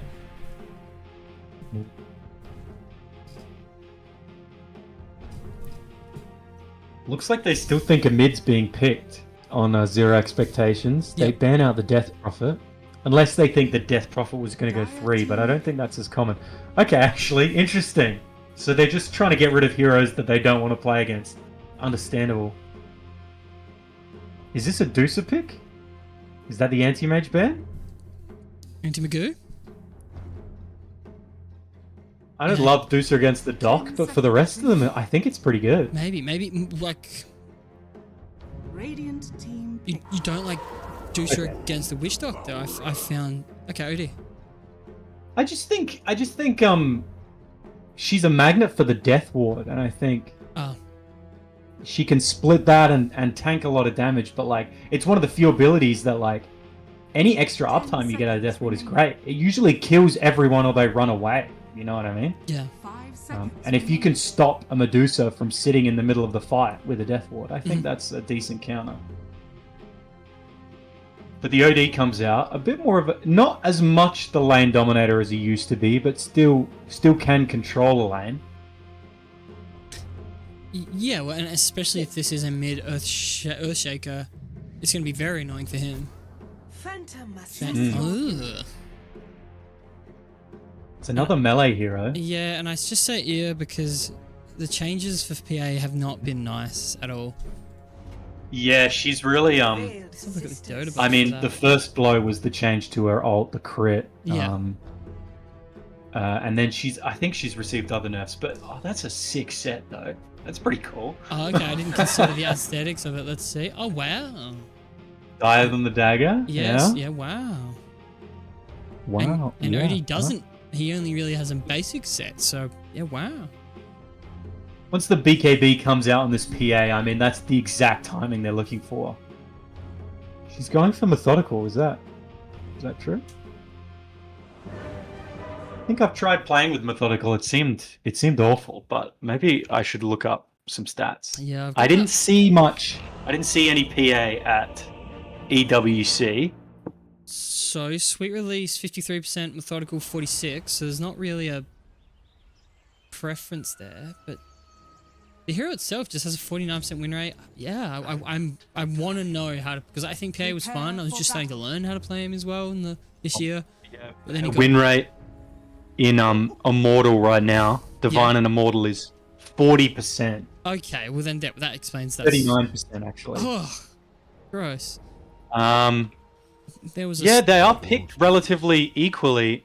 I don't think Methodical is very good, but we'll have to see. I mean, it's nice against someone like a Lifestealer where you're like, oh, we're going to go toe-to-toe and we're going to, like, man fight each 4 other. sticks It's on good each in that team. scenario. 4 sticks on each team. Good set. Yeah, and it's just that The stick counter. Stick counter's gone nuts today.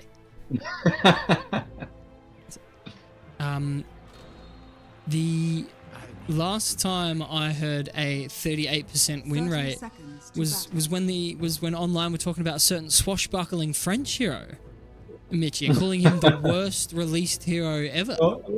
Ever, man. Yeah. Ever. And he was a great hero, Pangolier, one of the best heroes, a beautiful hero. We got the best heroes.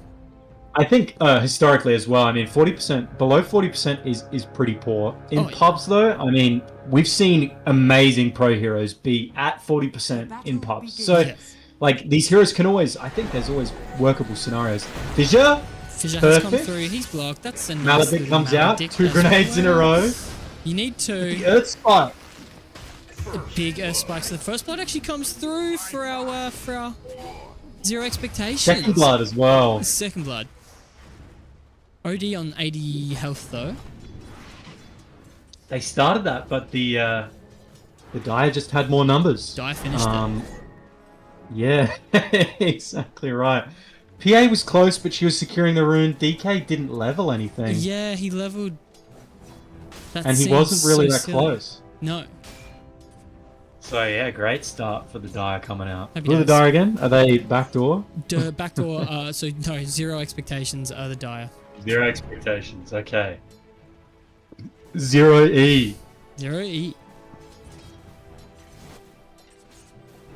Okay, so the Earthshaker is actually off lane. We got the DK mid. Makes a lot of sense. DK can get a little bit more. His, Dragon, the Breathe Fire is just a little bit more consistent to get last hits with, rather than like Fissure. You can level up Aftershock and get your Totem and stuff like that, but OD's going to stop you from doing that most of the time. Yeah, exactly. It's just a little bit cheaper as well. This Breathe Fire strat against a Fissure. It's also just with inbuilt health regen as your passive. Just feels so nice against someone like an Odu who's just going to chip you away. Obviously, he's still going to be scary, but level 6 OD can still cause issues. Just now, is he going to go down here? One more hit maybe actually would have got him. No. Well, Nightstalker's actually taken damage, but he's at about 20%. Okay. Lifestealer 80 health. 20% lifestealer. Lifestealer doesn't actually... Rage at level 3 is interesting. I think you'll see a lot of Lifestealers, because his abilities are so particular, you often see people holding points. You hold the point for the Rage or the open wounds to secure the kill. But he'll certainly be getting Raged next. Nightstalker actually might go down here. He hasn't had any damage. Oh, the Earth Spike misses. Wand, Fairy Fire. Yeah. Another wand from the Nightstalker. One counter. This is very good for the PA, I think. Yeah? I just think it's nighttime right now. And this is like, Nightstalker obviously needs a couple of levels, but good start for the PA. She's not getting as many last hits as she should, but she should be getting bullied a little more. Okay. Good pull. The Lion's going to pull this off lane. And that's going to be really important. 2 full wands coming out though for the Dire offlaners. Oh, they're going to die. Are they going to get the Lotus? Oracle, 10%. He's going to go down. He's down. PA actually might die here too because Dire's bottom tower Nightstalker is just too tanky. Another wand comes out. Yes. Yeah. Unfortunate there. There goes that sort of advantage we talked about. They get a full pull. This entire wave dies. They get 2 kills. My goodness. Feels good to feel good. Meanwhile, DK's bullying OD a little bit mid. He's got the Soul Ring, so he can start spamming the Breathe Fire. Yeah, and the last hits he's doing fine. It's very even mid lane. Oh, he still gets the rally creep. Okay. We love our rally creeps here at... Well, I would say Flag Bearer, but it's just so long. Flag Bearer. That's 3 syllables. Yeah. Yeah, which... Anything in 3s famously is bad. No, I think it's the opposite. I think sorry. anything 3 is usually good, Oh, but sorry. we just want quickness. Oh, okay. Did you know Tank... Life stealers. Did you know Tank on the... Oh, you almost got a nice fissure off. They did. If only they kept on going, there might have been much more damage onto this Dark Willow. What's he looking at for his boots? He's just going to get regular boots? He's going to use Null Talisman for that mana regen? Straight to Blink. Okay. So I'm excited to see this Blink come out for this Earthshaker, because I assume... It seems like he's looking to leave the lane. my smile for now. And I think that's exactly what he should be doing. I mean, they've given away some kills, but Earthshaker's lane is actually going pretty well. Okay. It's kind of even, I guess. 22 and 2 to 17 and 1, but I do think Lifestealer should be getting a little bit more out of this lane, so it's much more beneficial for the Earthshaker. Yeah. He picks up that early blink and leaves the lane, and then he can start actually remedying, bot. If he gets 6 and blink, that's like the Lion and the Night Stalker practically dead. Yeah. Or even Lifestealer. If Lifestealer is gonna sit low like this. I think personally, I'd be focusing on. I mean, if it's easy and you don't have to move and use the Echo to kill the Lifestealer, you take that opportunity 100%. Yeah. But I do think if I were the Radiant, I'd be focusing on this Night Stalker, curbing his momentum, so that he can't be the vehicle for the Lifestealer, so that he can't roam around at night and bully my Oracle and my Witch Doctor. Yeah, or even just this PA, I guess, that has the double effect of just freeing this PA's lane. Exactly, yeah. A little bit more, momentum for the PA to get out, to get those early items. I'll be very intrigued to see what the PA gets first. She's going for the treads. I wonder if it's a Battle Fury game. I mean, there's a lot of tempo cores on the Dire. You can try and go for the long run. I think that could be a decision to make. Bottom lane, we got a little bit of damage coming out into this Oracle? Yeah. The dagger's gone, so we're slow now. I think he'll get away. Yeah. PA goes in, feeling confident. Has got his buddy. Yeah, I love that. A lot of people might have been scared. PA's just making sure that they know that she can do something. I'm here. If you just sit there and you never do anything, your opponents get bold and they get things for free. Yes. And if this Dota's so good, I shouldn't have to dagger for free, Mitchie, would you say? That was the rotation from the Willow, and actually it looks like the Lion's going to follow her back top.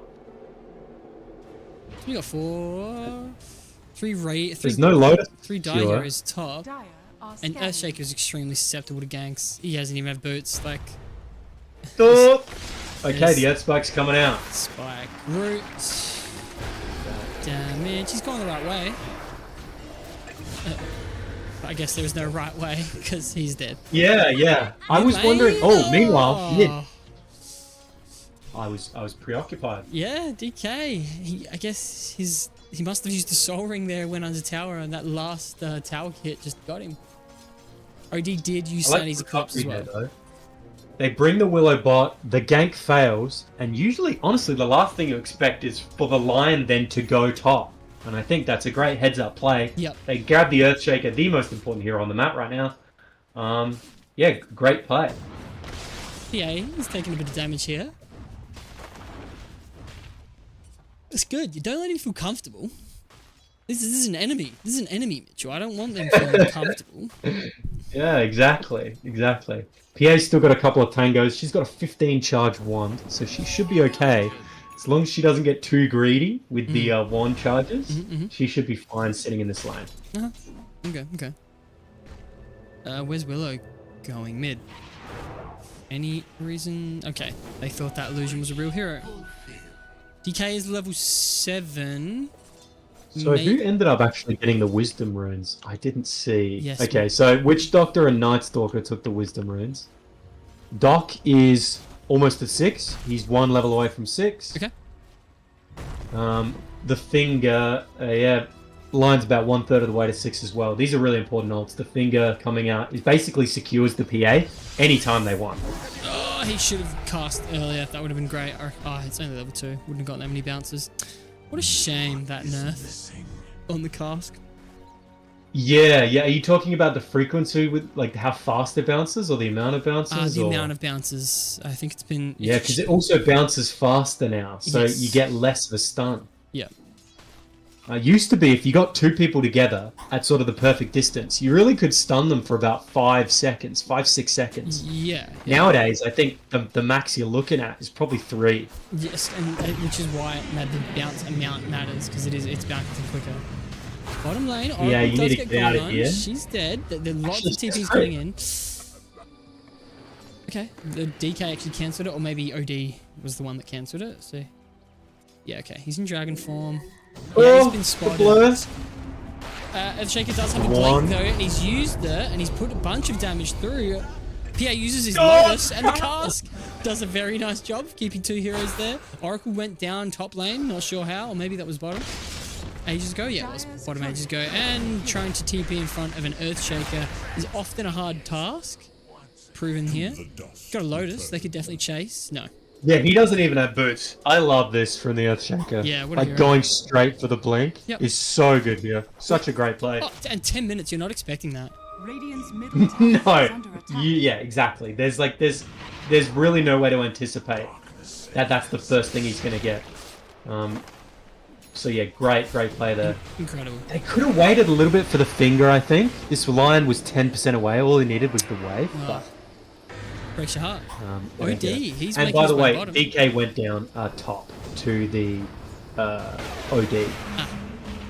Yeah, PA is actually getting out of here. He is blurred, so he's not Yeah. going to get caught. Very nice. They're going to lose this tower and an Oracle.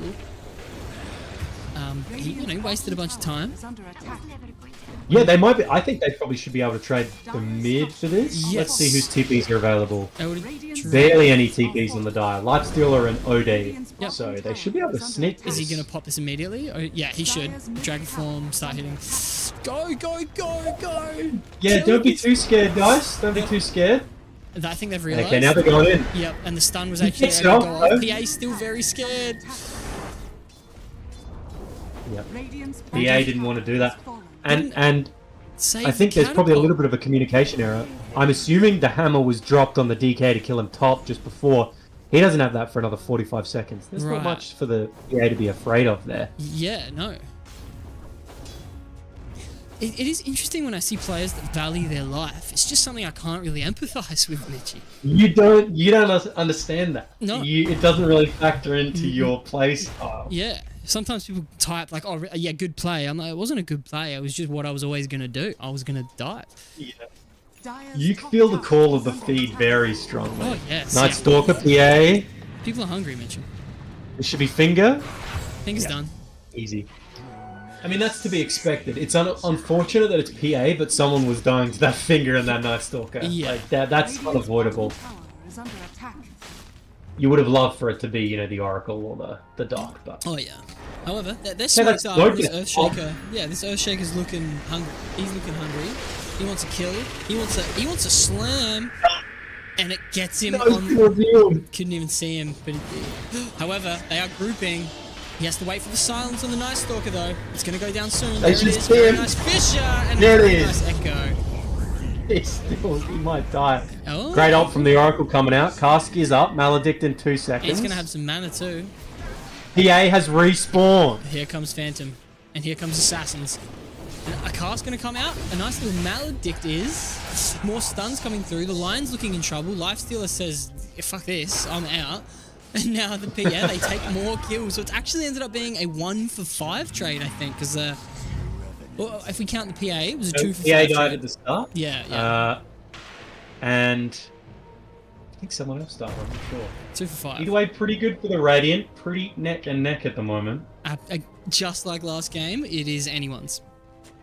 Seeing the problem of the PA facet, though, I don't think it's good. I think it might even suck. Right. Unfortunately. But he's gone for the Battle Fury, so regardless of his facet pick, he should be able to farm up a Storm. And one thing I didn't actually think about earlier, I love this blur against the Night Stalker. Night Stalker pops ult, the first thing you do, you can blur, and then he has this true vision, this clear vision rather, but he won't be able to actually spot you, Dire's top No. which is tower just under great. attack. You know what I mean? Like, Yep. you can sit around the edge of a fight, and he won't be able to pinpoint you. So you can wait, you can blur, you can wait, and they think, oh, we've got all this vision, PA's nowhere to be seen, and then you can take advantage of that. Boom, go straight on the supports. Yeah. So I actually really like that interaction, And- and I and- hope that we see more of the blur against that. Right, and so something that is very relevant to that is they changed the Ags and the Shard. So the Shard is now a reduced version of the old Ag. So instead of a 0-second cooldown, it's 60% cooldown the items. But the Shard is what actually gives you a decreased cooldown on the Blur as well. So you could use it. I don't think it changes the range anymore because the old Ag's range used to be so small. It was very, very short blur range. Right. But, yeah, it doesn't do that anymore. But yeah, if blur is as good as you say, maybe picking up a shard a little bit earlier is worth.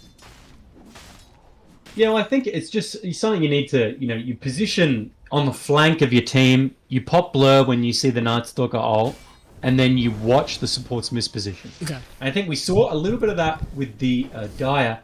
They saw the Earthshaker the whole time. We were casting about the Earthshaker, Yeah. waiting for the blink, knowing that he wants to echo. And he was under vision of the creeps that entire time. His smoke had been popped. So if their map awareness isn't strong, they can be very vulnerable to those types of movements. Right. Another smoke mid. So they're looking at this OD. Do you think he'd solo echo this OD? Maybe. Does he need to? Let's see. Great Astral. Astral's come through, lots of delay, and now the Night Stalker's causing a havoc as well. The Lion, comes through with a nice Earth Spike, just controlling who's this DK. DK is still tanking a bunch of damage, but in the background, Night Stalker takes down the Earthshaker, so these echoes that were causing troubles before can't come through. Now there's 3 dead, a Witch Doctor as well goes down, and it seems like the Oracle's going to have to follow suit. Astral come through, so really nice fight for zero expectations. Yeah, that's 4 kills for nothing. Pierre has to farm. So... I mean, that almost went poorly, but the OD really shreds the DK. I mean, it's a classic counter. The pure damage, the magic damage just goes straight through him. And it was also just really well played by the Night Stalker. Like, it almost looked like he didn't care if he was going to die. Just went on the Earthshaker. All 3 of you come and handle me if you want. But yeah, very ballsy initiation. Pretty much exactly what he needed to do. Oh, yeah. Also, at the very end there, the Infest saving the Night Stalker. Another great play. Great quick play to keep him alive. Vina House Makanan Sadap with the save. Well done. Yeah, DK doesn't have a lot right now. I mean, if we switch to the net worth, it's those 3 dire cores coming up. DK having a rough time. Right. I do feel like he should be going straight for a BKB. It doesn't feel good, but it might be just what you need to do this game. Because, I mean, otherwise, you're just going to get disabled. Earthshaker is never going to be in the front line to, like, tank all of this stuff. He needs to counter-initiate. Yes, yeah, definitely. And that basically forces you into the BKB. And he is. So he's got himself a nice little Kaya, which is going to help out with all this mana issues, as well as supplying a bit of damage. Happy days. And he's moving into the shard, so then he can still use these stuns. It seems like he's respecting the silence on the Night Stalker a lot. He's got a shard who'll still be able to stun and control heroes from that back line. And then once he's got his BKB, he's not going to have to be concerned anymore. So... Yeah, I think the BKB was more advice for the DK, but Earthshaker will need it as well. Yeah. I think Earthshaker could... I mean, you can maybe go for a 4-staff. I usually like the 4-staff against someone like the Night Stalker. 4-staff use Fissure, for example. Just delay, then Blink is probably up. Yeah, and you can 4-staff over your own Fissure. You can do stuff. I mean, obviously the shard for Earthshaker allows you to walk over your own Fissure anyway. And he's found the Night Stalker again. Night Stalker's found the Earthshaker again. He is going. The team are trying to save him. Oracle puts down the save, but the DK's already gone down in the back line. The Echo has come through, and it is a good one, but there isn't any damage for them. Nice. Oracle managed to actually get the kill. Is he able to get the... No. He's actually himself 2 in this one by one, this Oracle is purifying everyone. Frosty again!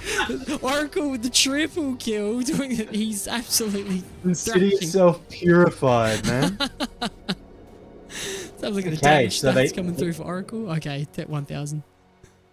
They eke out a few of those kills with a great Echo, and PA gets actually a lot of the damage there. I'm looking at the recap. OD is doing more than the rest of his team combined. Oh, wow. I wonder, do you get a halberd? Do you, stop him from auto-attacking? Is it the Astral that's causing the most problems? Right. I didn't see that. I think a halberd could help.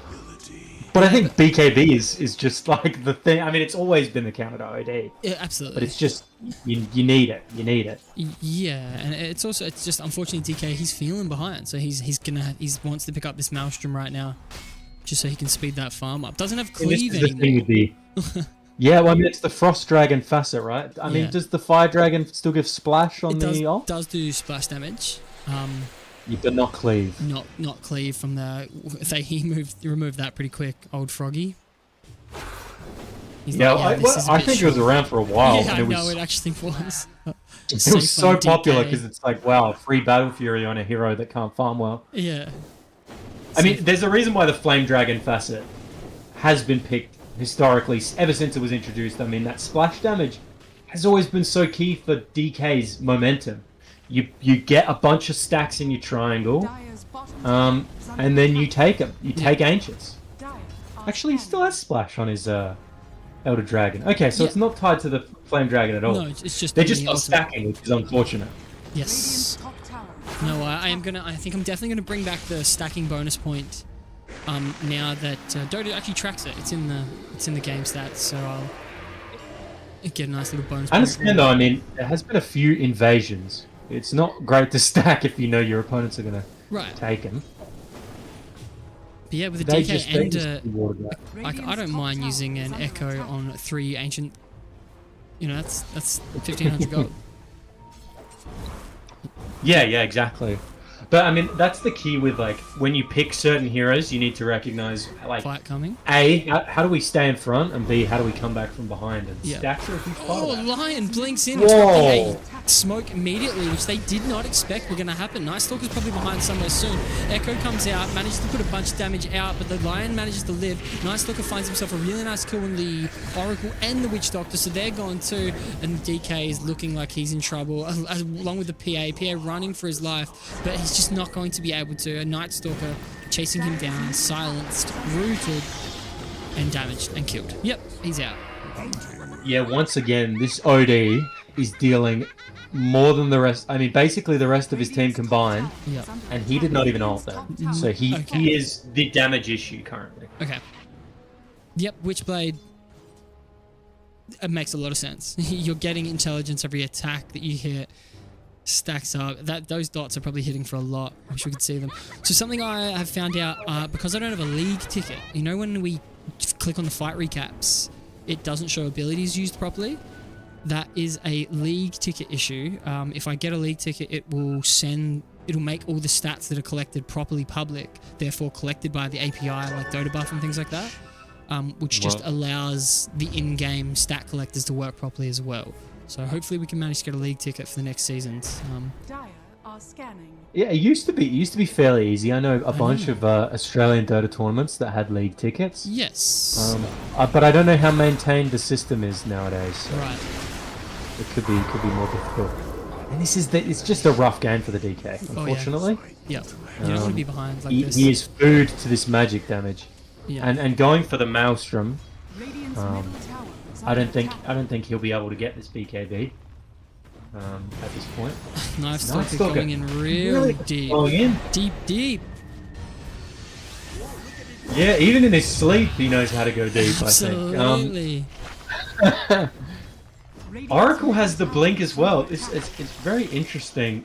He really wants to get out that false promise on the DK, I think, is Right. why he's done that. But I think a 4-staff might have been the more prudent pickup here. The Astral is doing so much work as well, you know, like, whoever they go on gets Astraled, and whoever's doing the most damage just gets Astraled too. Yeah.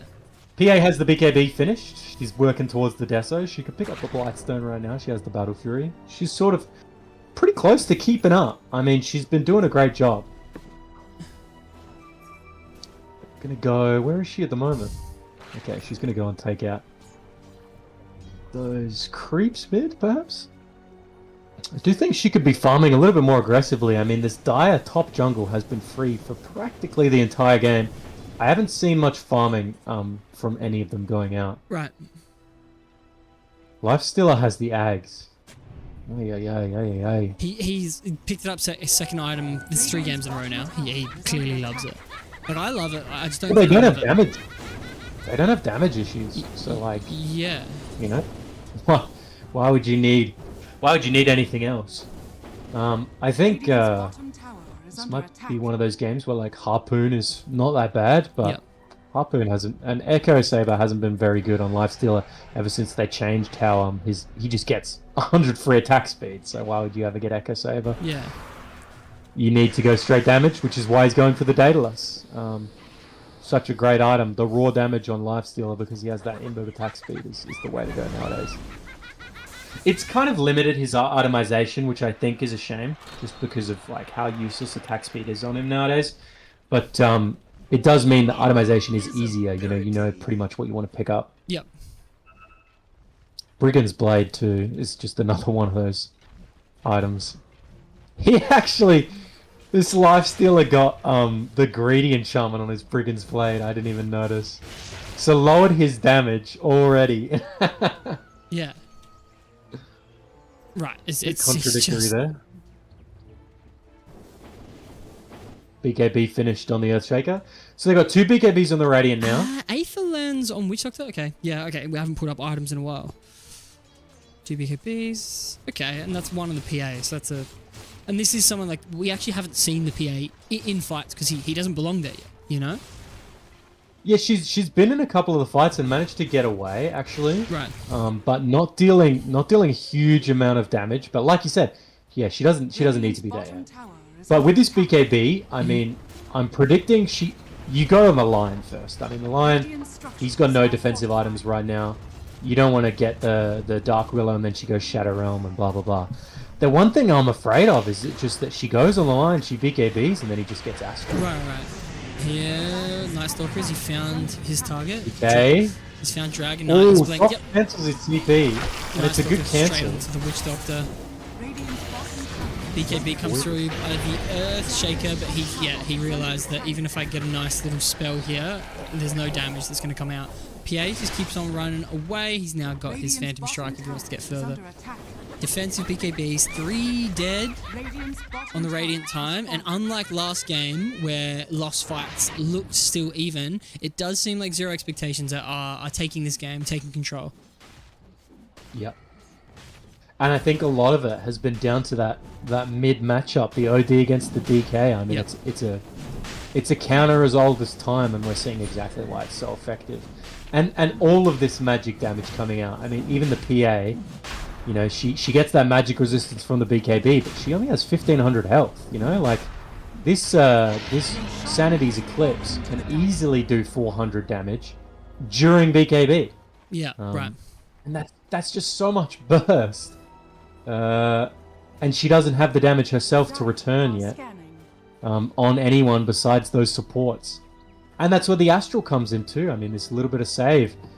You see the benefit of a save like Astral or Shadow Demon's Disruption that removes the hero from the map compared to False Promise. Oh, DK's dead again. DK, yeah. Hey, dude, he drops the hammer though on that, and I think, honestly, it's a bit of a disrespect. You're happy with that? Yeah, okay. You're happy with him using Sanities for the DK here. Right. There's also, I mean, the Maelstrom on the DK, when he already has the splash, is a bit puzzling. He doesn't necessarily need to farm faster.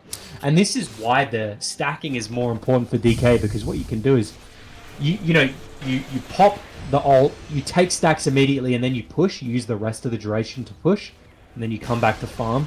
The Maelstrom says to me he wants to farm outside of his dragon form, which you're kind of already doing. With the Soul Ring and the Breathe Fire, you should have enough pace to farm well. Yeah. Definitely. Yeah, 13k in front now. Aegis in the hands of the old OD, Parasma, and the Pike. I mean, the OD's bot. They see the OD bot. I'd love to see them go.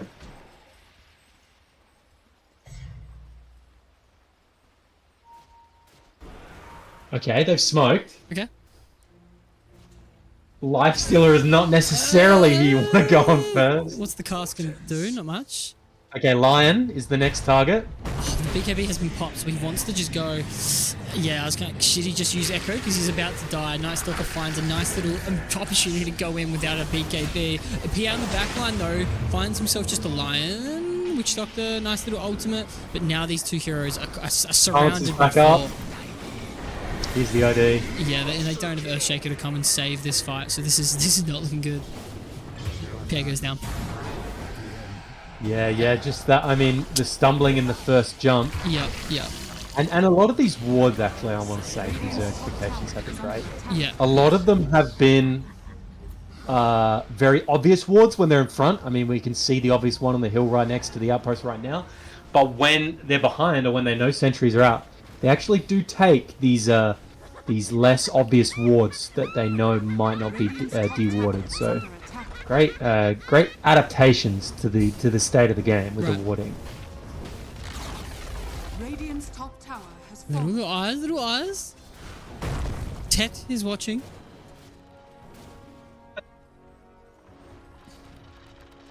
More swings though, going towards 0 expectations. Yeah, it's 20k in front at this point. 30 minutes in. Look at this OD! My God. Stand on business. Sodi died.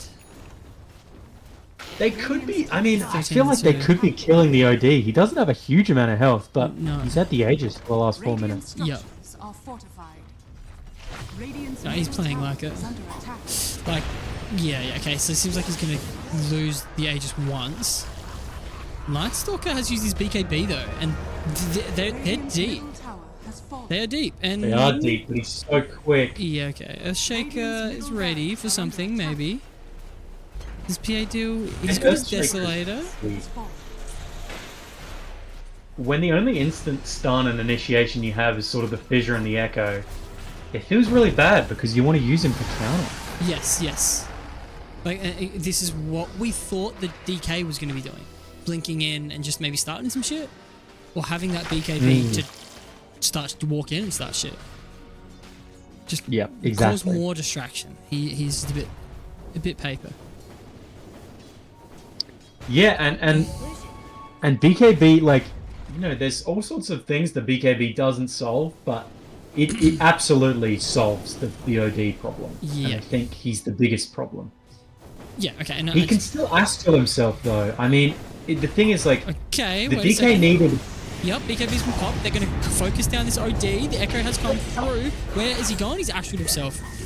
Okay, so he's just going to delay years and years. Witch Doctor with a very nice ultimate. Can he get a bounce in the right direction? No, but he is able to find a kill onto the Lion. Oh, no. This Night Stalker is just going to clean up 5. If they were together.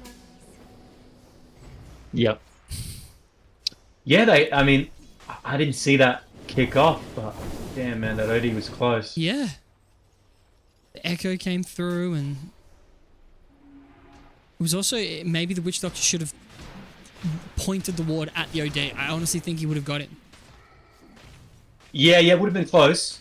The one trick is, I mean, OD has that Astral to avoid the burst. So you can avoid one of the sort of 4 bursts because it's a 12-second cooldown. Yeah, and it but I agree. I think he probably would have gone down.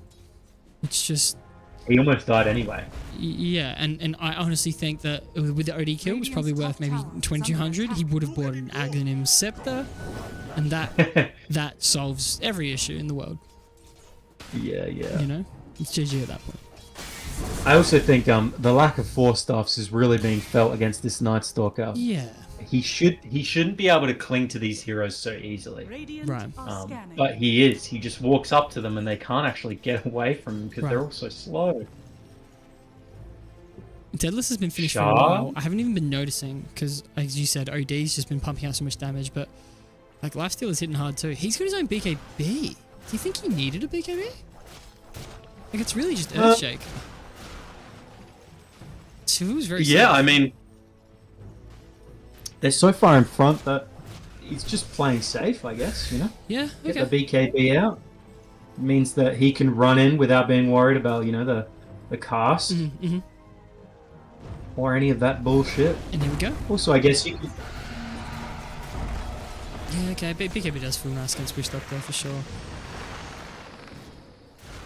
Yeah, it's the disarm as well, and there's a few things. It's not necessary for sure. I mean, you can also... I think something else you probably could consider would be the Sanjin Yasha. that little bit of status resist, the move speed. Radiant's It's bottom not tower damage, has but like, yeah, it just allows you to get on top of people. Radiant's bottom tower has fallen. Well, it's just because you've got a BKB. Like Senjin Yasha just lets you get your own off. They don't have any silencers or anything coming through. They didn't really need a dispel. Me not thinks. But here we go. We got the little melee creep.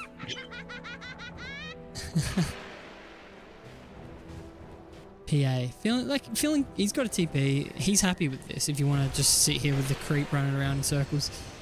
Yeah. I mean, PA's been doing mostly exactly what they needed to do. It's just that this early game went so poorly that it's just not enough. Right. Now this this Dark Willow has a Moon Shard and Aghanim Scepter, by the way. That's all more magic damage. Yeah. Seeing why that BKB is just so important. Yeah, he still doesn't have it. Maybe even a pipe. Yeah. Yeah, maybe the Earthshaker should be picking up a pipe. I also think he should definitely be picking up the shard. I think he's been saving for buyback. He has enough buyback, and he can buy shards. He's got Execute up as well. I think that's a mistake. Once your BKB's gone, you're not getting an Ag's use. Okay, so he just wants to use the BKB to hit buildings. I don't mind that, honestly. Has fallen. Yeah, well, I was actually about to mention that before. Yeah, you can sort of siege. You get the rage, you get the BKB, you can infest somebody else, and then by the time the infest runs out, you rage again. You know, you can get a lot of free damage. Then the extra range and the Moonshard on the Willow, you know, she actually is providing a little bit of extra damage. Yep. Actually, I lied. She has another Gradient Enchantment, minus 60 attack damage on her, so she does a lot of magic damage, but she ain't pushing. Yeah, okay, fair enough. It looks like another Moon Shard is actually coming out for this Dark Willow. And with another This is the Harvester. turbo build. I've seen it many times. Oh yeah, it's It currently... used to be a lot stronger than it is now. I think. Yeah.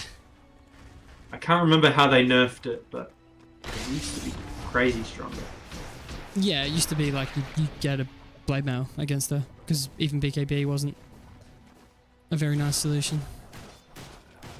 Yeah, I also think Shadow Realm duration and the cooldown used to be like much lower because you had like 80% uptime on that Shadow Realm. Yeah. Whereas now it's more like looks like 33% uptime. Mathematics. No Tormentors or Roshans. Like this is unfortunately they're just not feeling enough pressure to be making. I don't want to use the word correct plays, but I guess. Here it is now. Here's the Tormentor. Yep. They did get that one rush, but yeah, for a 37-minute game, it's not that many. No. Yeah, for the most part, it's gone back to chilling, and I don't think it should be. I really don't think you should be chilling with a 33k lead against APA. Yeah. The only thing you have to worry about is obviously these Raxes make smoking out hard, but what you can do is you can push out. You should be warding everywhere, just sentry up everywhere you can, everywhere you think.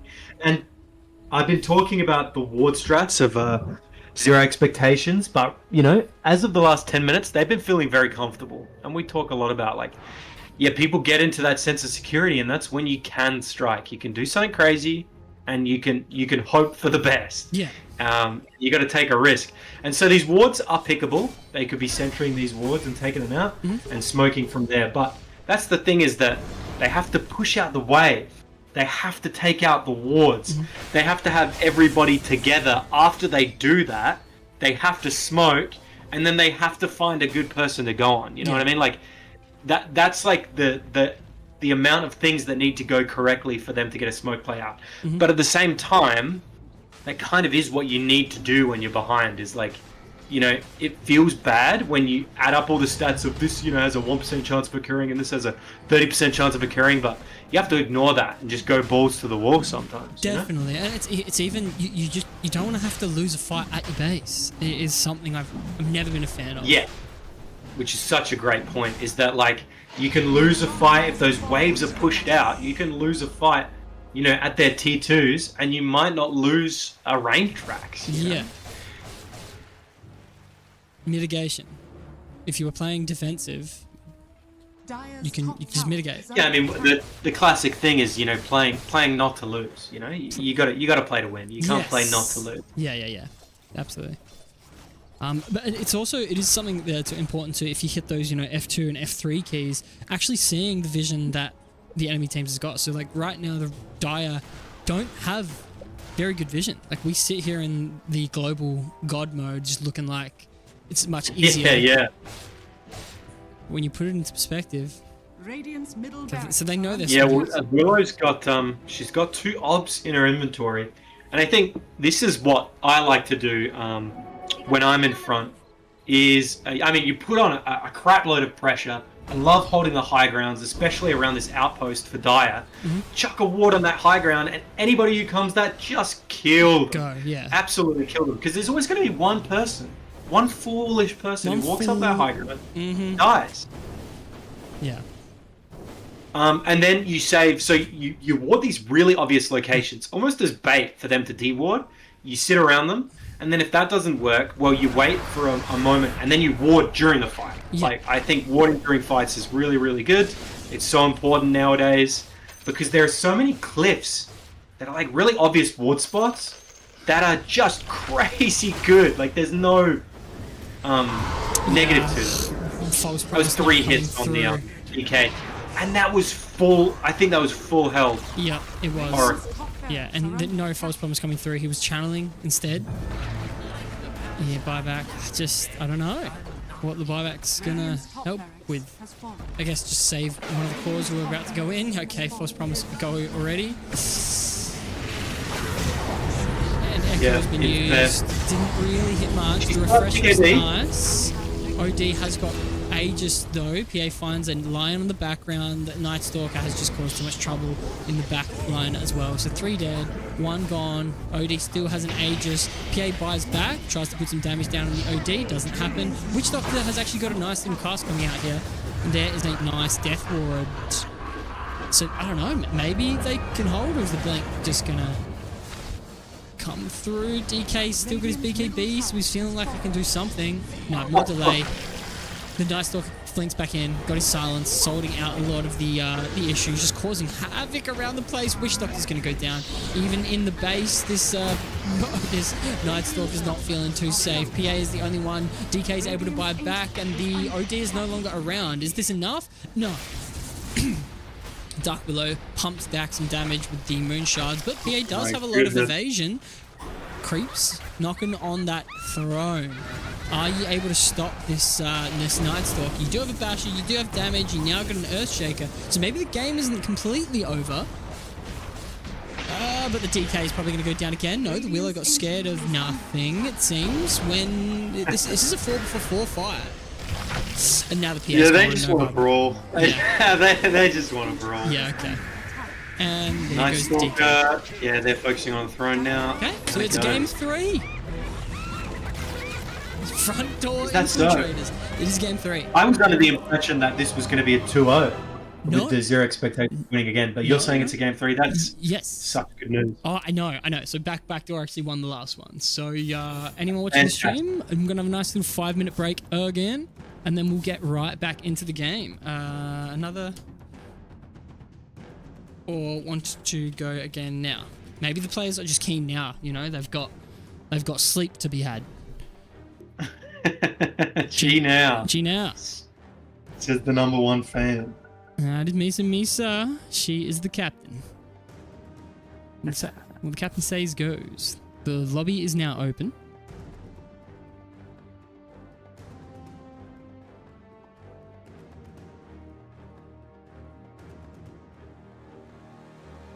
These 8 concurrent viewers are getting so much action.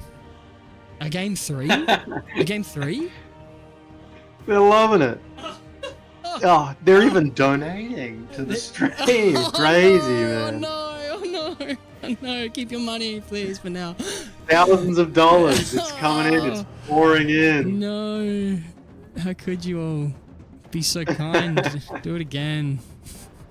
From Yugoslavia, from West Germany, from the Soviet Union. Wow. All countries that don't exist anymore. Wow. Crazy. I'll use that currency. I'll use it. Did you want to jump in the other lobby? Yeah. Replay. Notify me when the replay is possible.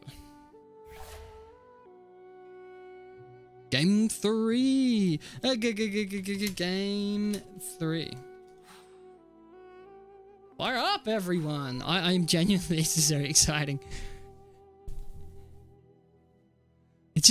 I was hoping that I could write, it's so boring, like, oh, this team won 2-0, blah, blah, blah. It's going to be so cool when I can just do a little 300-word rhyme write up in the Discord and have game 3 in there somewhere,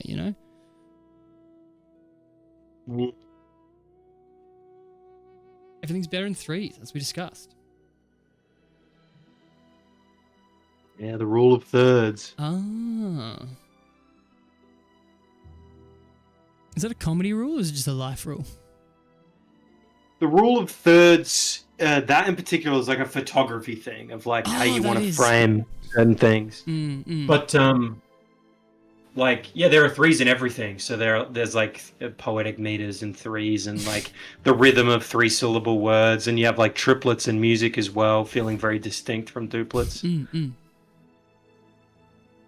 I think what I consider the difference is like it's the difference between like even and odd, right? Even is like 2 even sides, and odd has a center, Yeah, right. Yeah, and of course the triangle, Mitchie. Yeah. What a sturdy polygon. Oh, when we're talking polys, we're talking triangles.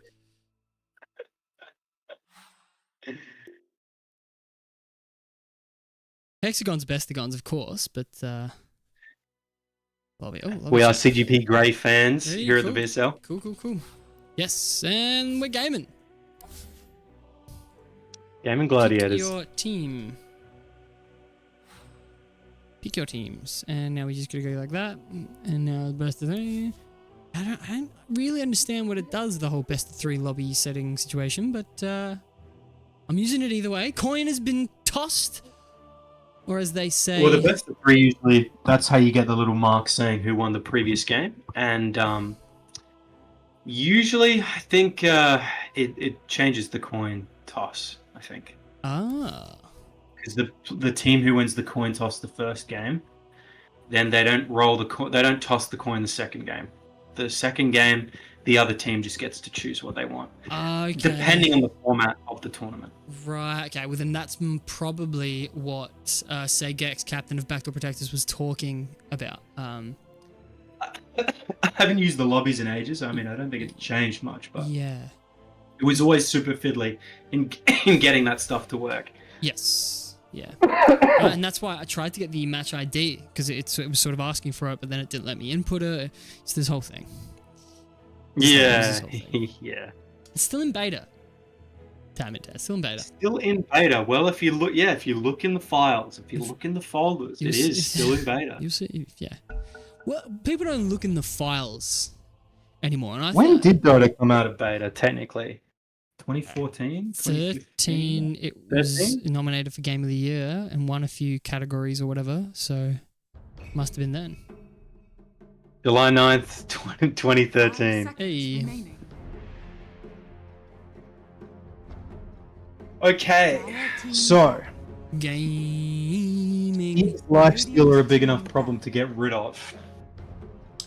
I don't know. I don't feel like it. If it's comfy, me neither. Especially if it's comfy. It was just it really was just a bit of a, especially when your teams are this close. Anyone not pulling their weight, and this DK was unfortunately just not giving enough. It's just that noticeable.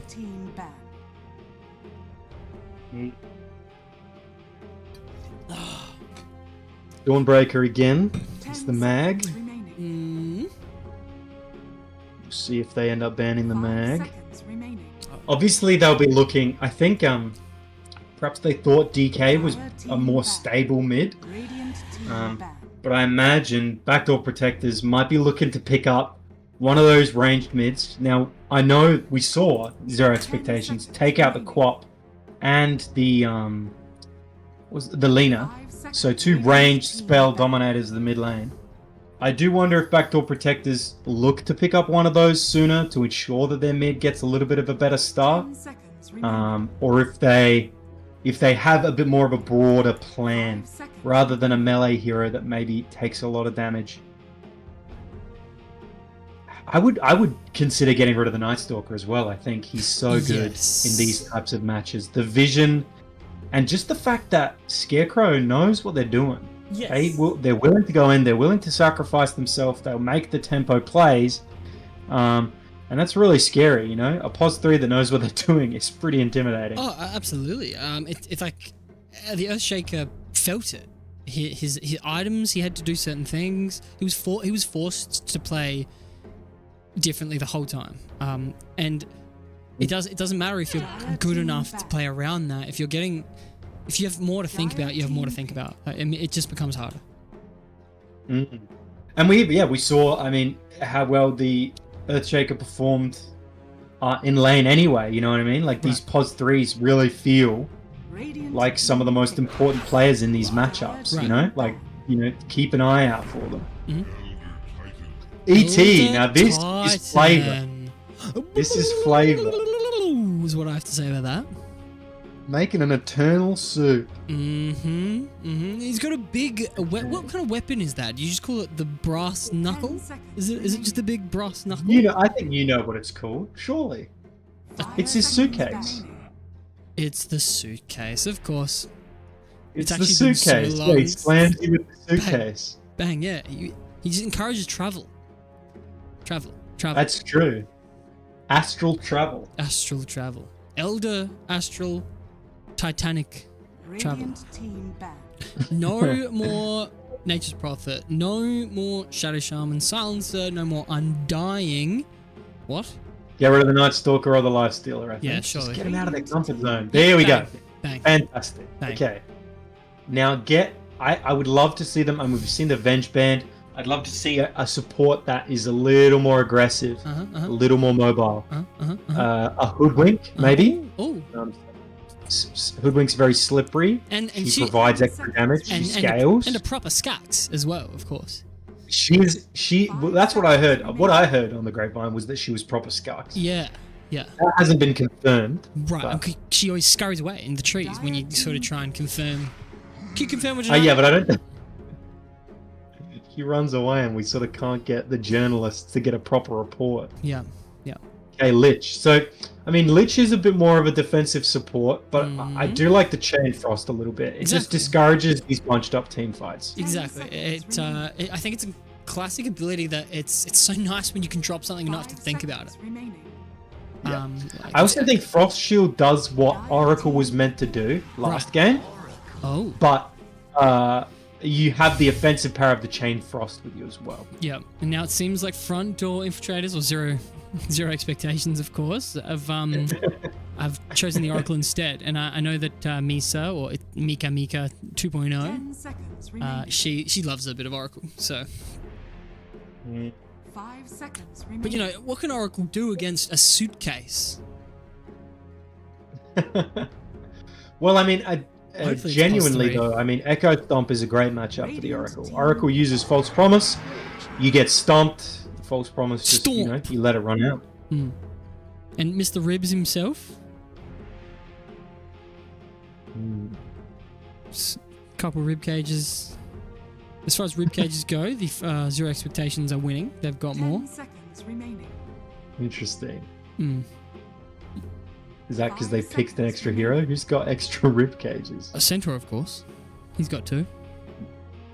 Right. Would they be called ribs? Yes, absolutely. You know, because they're called ribs on the half of the horse that he's a part of, and you know and they're called ribs in the part of the human that he is. Right. Okay. Here's another set of questions then. Yep. Is it two sets of ribs, or is it one longer set of ribs? Yeah. Oh, I think that would be horrible if you're trying to breathe at your crutch line. You know, like you can feel your crutch line expand as you take a deep breath. I think if it was natural, they wouldn't have that. I think if evolution guided centaurs into existence, they wouldn't be feeling their ribs moving while they're breathing. I think they would adapt those rows out. Rubik, he's got ribs. Okay, so this means the Elder Titan is probably a POS 3. Yeah, that's we awesome. could see a Rubik mid. That's super exciting. Rubik's got some decent spells already. I mean, the Centaur spells aren't great besides Stampede, but pretty much everything Oracle can pump out is pretty good. Yep. And Lion, of course. everything but Mana Drain for the Lion is also pretty good. Even Mana Drain's nice, especially if you get that shard and and something else you can just stand there with, get your blink off.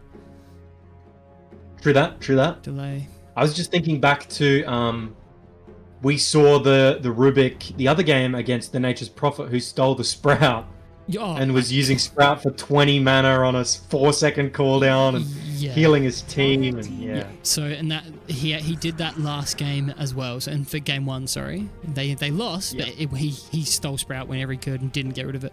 Spectre. Okay, now this I'm feeling better about this draft. Okay. I think the Spectre has that little bit of tankiness. 10 She might not do seconds amazingly against Centaur, and she Okay. takes a bit to get online. But Okay. I think she loves team fighting, and more importantly, I think she's just always present. I think having someone who doesn't need to move around to be present in a fight is just such an advantage. Yeah, for sure. Something else that is also nice is because Elder Titan's a core, he's probably going to get Ag's second item.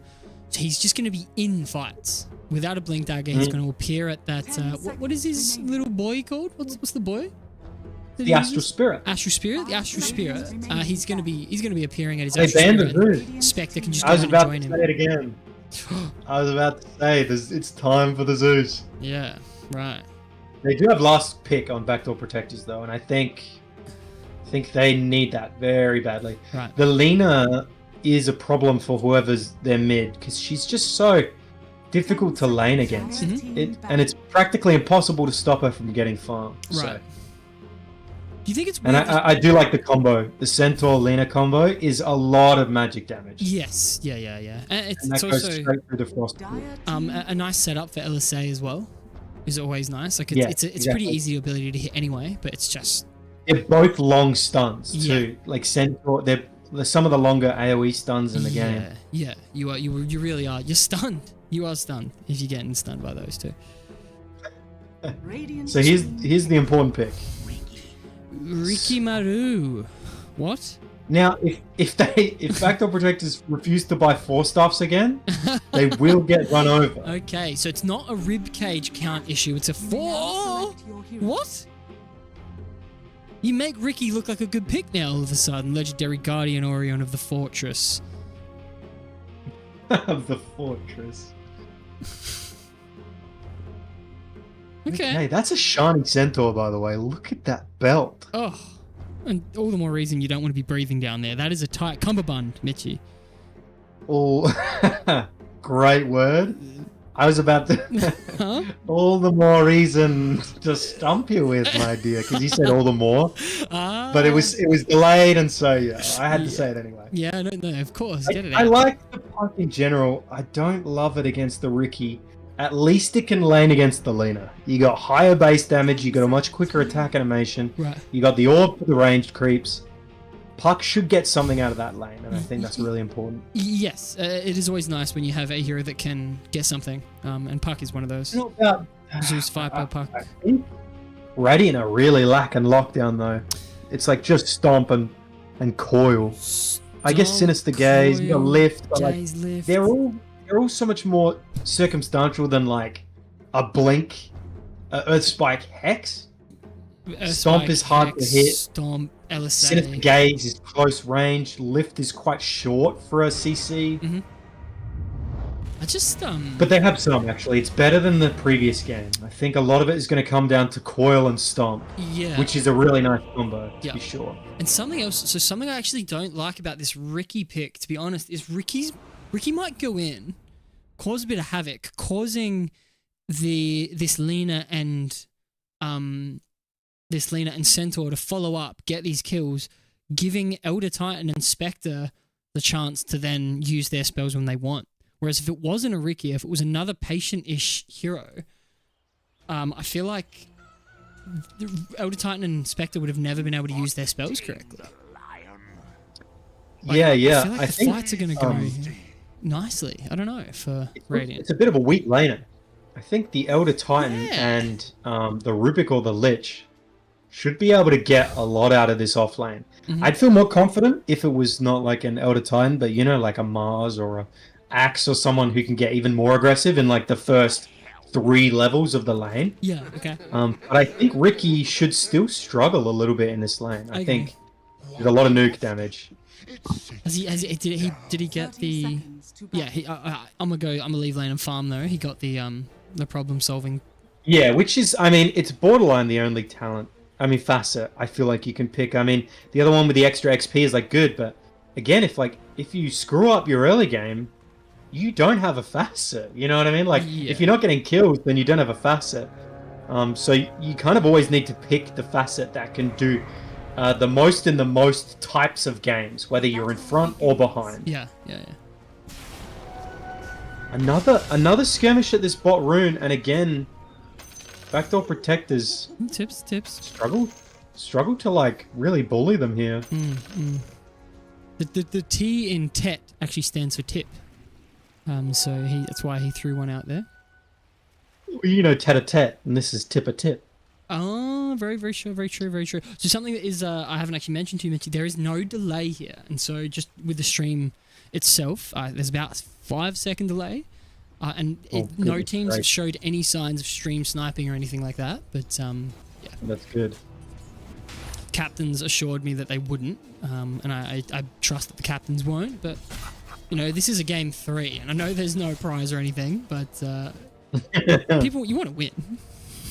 Yeah, of course. Dota players definitely want to win. Look at this ward coming out from the puck in mid lane. He is just like, I do not want this taken. I just want vision of the Lina. Yeah, true. Back here, please. Where do you think the first? Even the Dyer's ward, like both of these wards mid are super conservative. Oh, just quickly, Mitchie. 0 expectations. 4 sticks to 3. So backdoor protectors 1 stick less. You know, there's issues there. 4, 6 to 3. They should rename it to lances. That's how they used to score in jousting. Ah, 3 lances. nice. It's actually called a point. Hello. Hello. Okay, Luke. Legendary Guardian Audion of the Fortress. He's taking damage. Yeah. He wishes he was the winged guardian of the fortress. Winged But I dragon. think he's more of a big shield gardener kind of guy. Oh, yeah. Well, this centaur is certainly a big shield gardener looking man. Okay, couple of... It's mid The lane. water rune is actually... This mid lane is... Oh! He wants Is it! he getting him with the orb? Is he got gonna him with go the for orb, it? and he's got... Yep. And he's used it. Come on! Oh, He Goodness. deserved it. He deserved Lena! it. Dude! I love that. It's a fairy fire. It's a I want spell. to say, she was about 15 health off of dying, and that means basically that the damage variance of Puck, if he'd rolled high on all his attacks, he would have actually killed him there. So Interesting. you can actually blame the computer for that one. You can, Yes, I will. and that's important. Yeah, that's important because you can't blame if you can't blame yourself. No. You don't. I think it's important to never blame yourself for anything that happens in your own life. It's a very positive way of like I didn't do anything wrong. Like it's a very positive way. Healthy. Ricky. Yeah. Okay. Elder Titan. It's Elder Titan. I'm looking bot lane and top lane. Who's gonna go? Oh no. Which is fine. Rubik went down.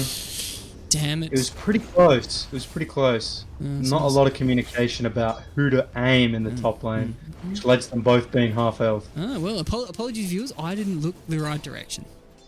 To me. Well, that's right. I mean, yeah. I mean, it's just. It was close. It was close. Centaur. He's got that 1-1-1. We love to see the 1-1-1. 1-1-1. Yeah, this could be a Bang. kill too. Bang. He'll dive. He'll dive. Yeah. Oh, he could have. He had a Lotus and he had a wand. Oh, he cancels the gaze. Oh, He cancels the gaze. yeah. He was just Damn, the diverted. LGBT movement is crushed. Oh no. Yeah, that's right. That's true. Next time, you got to make sure you got to keep the gaze up. Hold- You got to hold- support the gaze. Absolutely. Hold the gaze. Pull the gaze. Lena and Puck are sitting in this mid lane. They're both at 100 health. All silly Billy. lane. I think Puck should have been just shepherding that Lena then, especially with no bottle charge. That's a dead hero. Yeah, exactly. Should have pushed it. Should have pushed it a little bit further. Oh, we missed the centaur going down. That's a huge kill. There was maybe some support for the community, you know, holding the game. Not to the Spectre, but to the Lich. However, I'm looking at the lanes, and I mean, again, I think this is the trouble for backdoor protectors is like, you know, they're sort of comparable on movements and stuff like that, but these lanes don't go as well, especially that mid matchup, the Lena and the Puck. Puck is really lagging behind the Lena at that point. Oh my god! Mid lane, goodness gracious me. Radiant's middle tower. Tries He guesses vision. wrong. Yeah. Nice guess, though. I mean, the reasonable What? guess. And obviously, Puck does the reasonable thing. Oh, she even pops the ward up there. Yeah, both. That's a great time to ward as well. Like, usually if you move through there, they'll be like, oh, he moved through there, chuck a sentry, we know he probably warded there. But they might not de-ward that. No, it felt defensive on both players, almost. Like, or just natural. Frosty the Snowman. Lich Elder Titan's got boot now. They're going on the Rubik top lane. Elder Titan's already on the the Oracle. Travel. 1, 2, the Travel, suitcase. Bitch. Travel. Frosty, Lich is a bit of a snowman, really. Who's a bit of a snowman? Lich, Frosty. Yeah, of course. Yeah, maybe that's why. I didn't comment on snowman, I don't think. Okay. I just assumed you were talking about Lich, you know? Oh, yeah, you were correct. Good What's a little assumptions. fraud? Come on, friends. Now this top lane is getting pushed. It's getting pushed. The tower. They had a glyph as well. I think they should have used that and just kept pressure up. But these people that like Yeah, I don't blame them. the creeps are going there again. Definitely do it, please. Glyph, kill, fight, win. No, I don't think this is too bad. I mean, Fair enough. I think you want the lane to be actually pushed into you. You want this Ricky to be a bit more vulnerable. We're seeing, just how equipped this off lane has been for backdoor protectors, really holding up the team. Right. Being the laners to get the most consistently out of their lane. Ooh, bottom lane. Centaur. Hey, He's fight. He's happy to fight. I love that. Go on me, I go on you. He's aware of their cooldowns. Dagger is up in 5 seconds.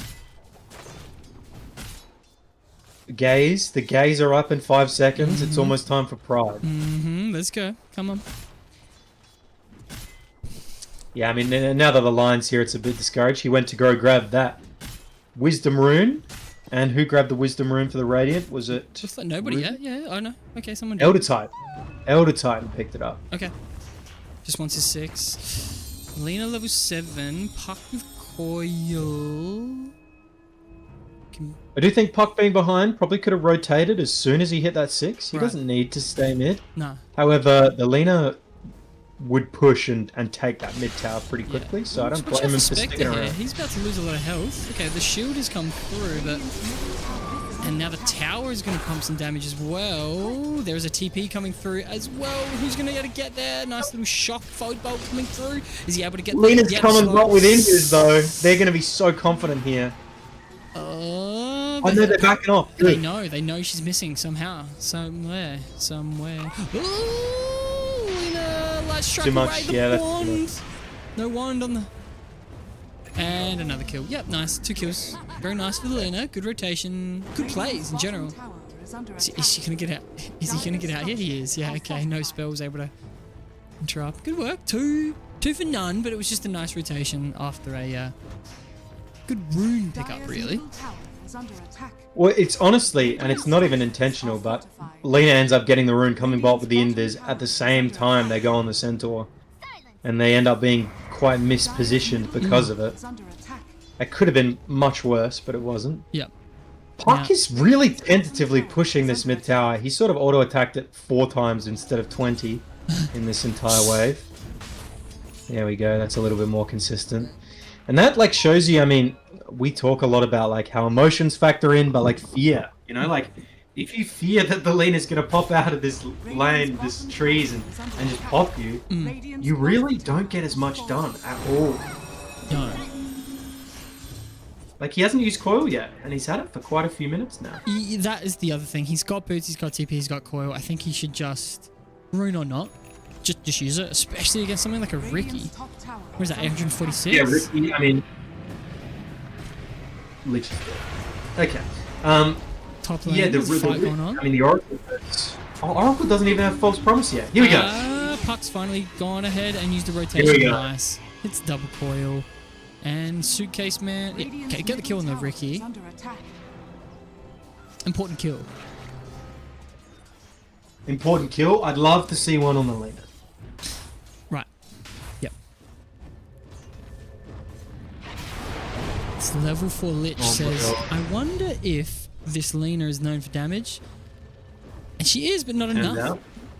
Lena backs up. Tet. Gonna stay mid and just pump out some damage. 3 heroes gone mid for the raid. I mean, that is Laguna. She has no mana left, so it's not bad. Wonder if they're checking that. They should. I often do with the Lena. I feel like Laguna used to be like 300 mana at level 1. 70-second cooldown, 150 mana is crazy. Yeah. That is... We've got the line to compare it to with Mr. Finger, 200. Yeah, I agree. Maybe even more. Maybe like 400 mana. Like it was substantial. Well, they used to be like, yeah, the difference used to be that Lena's used to deal a little bit less damage and had a lower cooldown. Finger of Death did quite a bit more damage and had a longer cooldown. Yeah. And they Coil sort of has been still are. used. They're trying to punch this lion, but he's got death. Okay. He's got death awaiting. Astral Spirit up in a second. And somebody just got level 6. And yep, she's back. Well done by the Spectre. A little bit of deterring spells used, but Lena, yeah, takes mid tower. Sitting on a Maelstrom. What else? Okay, it's the ward.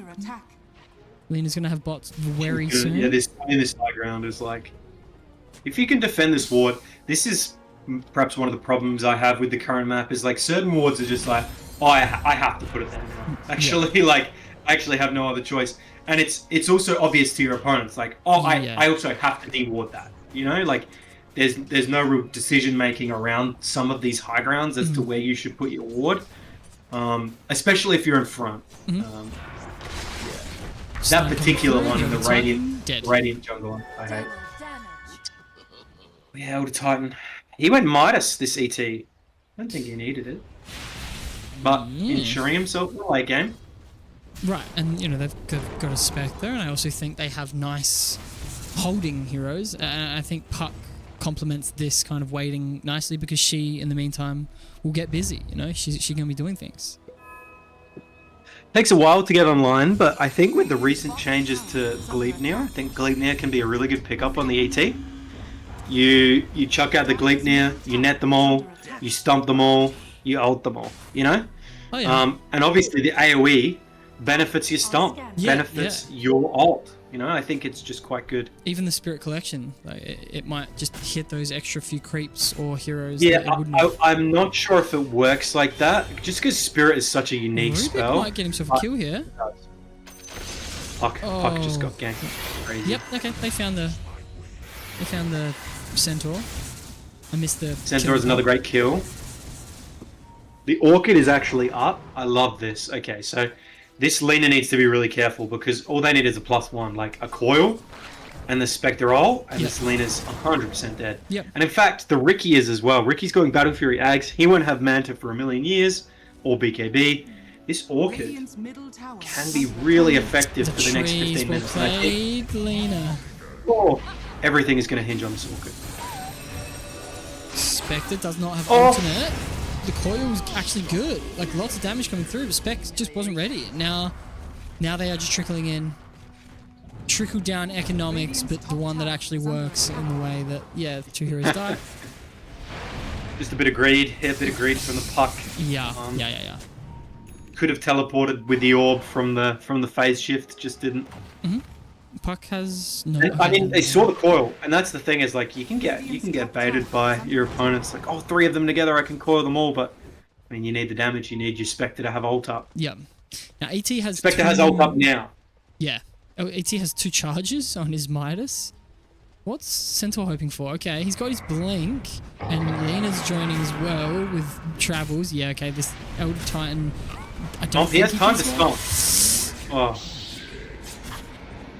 Damn, that's unfortunate. Where did Spectre's ult to? Nowhere. Lich is finally level 6. Pumps out this chain That's thrust Spike. and it's Did he bouncing. still have it? Where is Oh, they Spectre? stacked it. Yeah, he's already used his ultimate. Unfortunately, in a rough situation. No, they're not going to get anyone. Now Oracle that might die. Oh, was just not using your abilities correctly. where's the Puck? Okay, Puck actually is getting gets the a line. kill. Radiant's middle tower is under attack. They're chasing? Yeah, I mean, if Being Puck, chased? Puck No, the blade down to nail. the end. So close, so freaking close, man.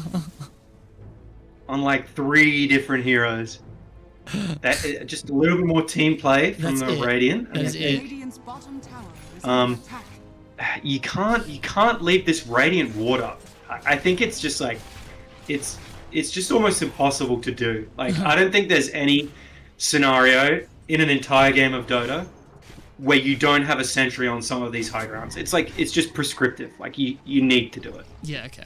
Radiant's middle Lich and Spectre is actually joining now. This is the first time they've used abilities, I think, in good unison. However, no, the Spectre just goes down because the rest of the team weren't ready. However, Elder Titan is now here. Lion goes down. A nice finger They kill use the finger. for the Lion. Probably I understand why, but damn. Yeah. Lift him! Puck's ultimate going to be soon. Yeah. middle 4 tower seconds. is under attack. He had the lift. He had the lift. Level 1 lift. Level 1. Not I mean, enough level 1 range, lift. maybe? Yeah, exactly why. Level 1 lift and level 1 arcane supremacy. He does not have the cast range yet. Goodness gracious. Lift. Also, those trees in the middle of that radiant triangle, they're bothersome, alright. Right. Apologies, I haven't had the net worth up. Sorry, 8 current viewers. It is now. So you can see that Lena is just absolutely smashing it as far as net worth goes. Yeah, you just need to find the Lena without the Oracle. Are scattered. Yes. Yeah. And she has been alone, like, frequently. She's playing together a lot, but she has been showing on some lanes. And this is where, like, anticipation comes in. Sometimes you have to stick a support somewhere and do nothing for 30 seconds when you want to catch these heroes. Yep. Finally, they've decided to deward this. Yep. Bang. Was that an observer that they put themselves? It's fine, but... And I think, like, you kind of need that ward there yourself as well, especially when you're behind. But if you are going to, you need to sit. You need, like, Spectre's used his 4 players ultimate to on just who? sit. Ricky. Nice. Okay. This is better. Huge. They saw the centaur, so they knew. However, Puck still gets Radiant's caught. bottom tower is under attack. He doesn't have enough items to be playing like me, I think. He should value his life a little bit. Yeah, he hasn't even finished the Witchblade, and he's got Yeah. his treads on Agi. Radiant's bottom tower Good news is though, this Lena has still not built any tankiness. She has 1300 health. She goes down to a light breeze. So the moment she gets alone, she gets targeted, she will die so very quickly. And the L in VSL actually stands for light breeze. So Yes. it can happen. Yep. But they're gonna push this tower. 0 expectations. Looking for the first T2 of the game. Bottom. tower is under attack. Happy. Coming in. Spectre does have ultimate. Puck 17 seconds. Elder Titan can throw something out. Rubik, I don't mind that they think that they're going to do something with this TP. Spectre, they go on the wrong target. They are not focusing this Lena. Maybe Elder Titan will with a nice stomp in the background. He is going to die if they keep putting damage on him. This Lena has gotten... Yep, and he finally goes down. That is huge. Yep, bang. That's going to be a huge swing. 3 for none. 1700 gold for Lena, looks like. We'll bring up that recap. Absolutely. Yeah, 3300. And also, look at where that experience is going to. 5,200 experience amongst 3 heroes. Puck gets like 2 levels out of that. Right.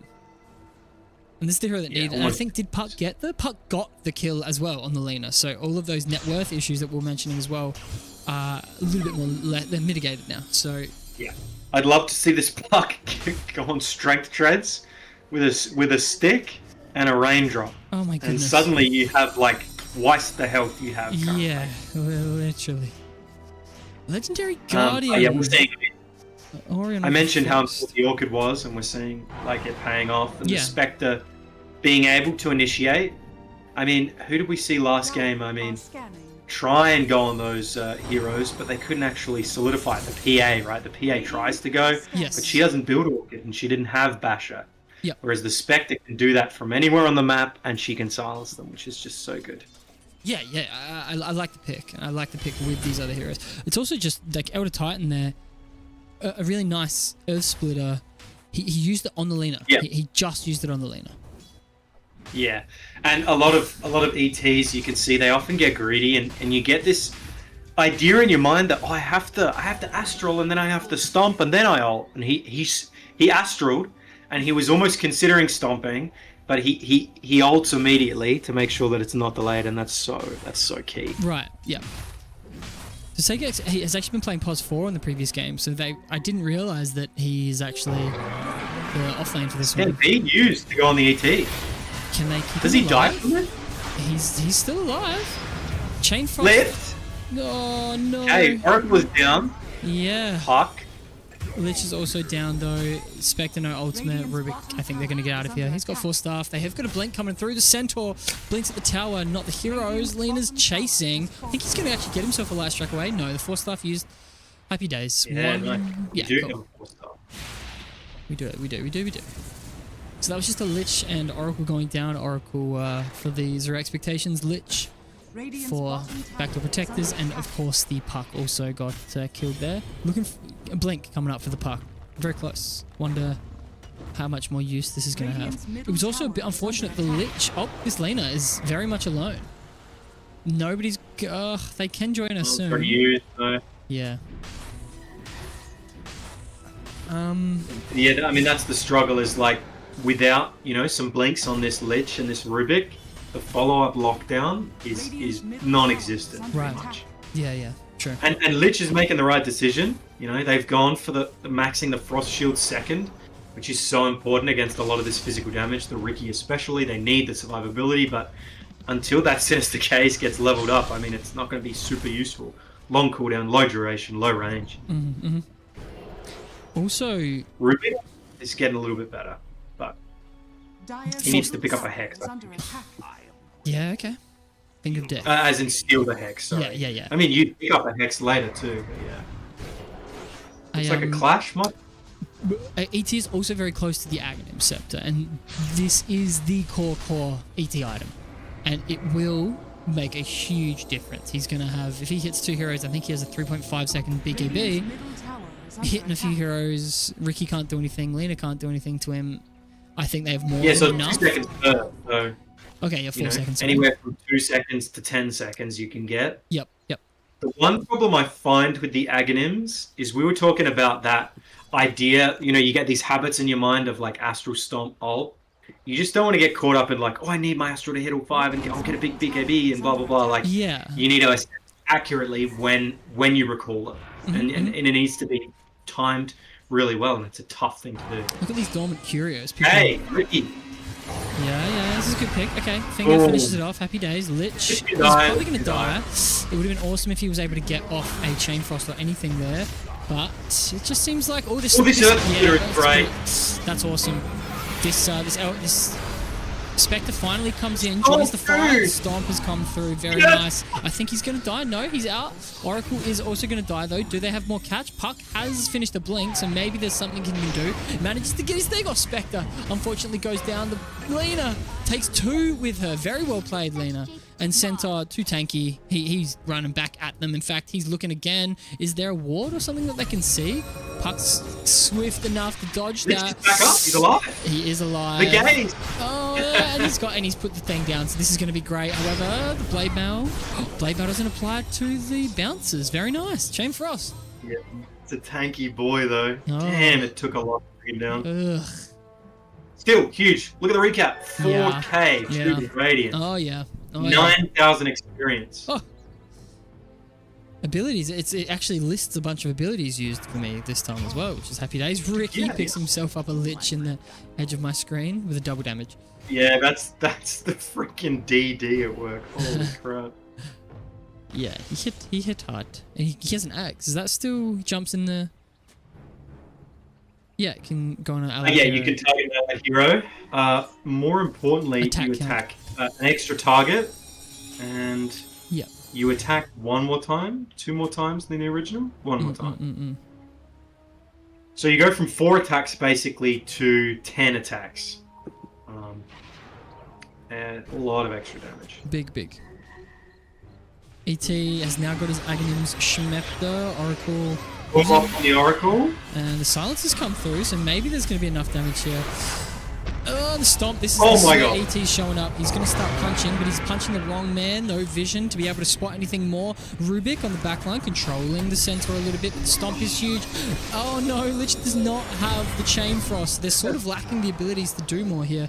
ET, Stomp Boy is chasing. Okay, and they just get themselves out.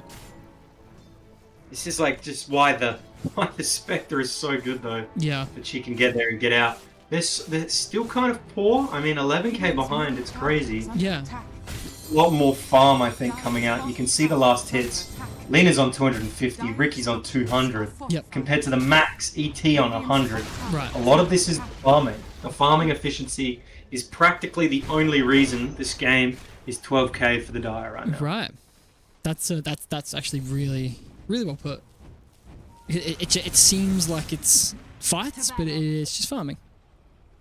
Yeah, well, we've seen, the Radiant get so much gold out of these last fights, and the gold difference keeps growing, and it's because of that farming efficiency. I think and that's what happens when she goes Orchid instead of Radiance. And the Orchid is like totally the best item, but she doesn't farm super quickly. No, I do think maybe Blade Mail, something that Spectre could have picked up, especially against like a Lena. Yeah.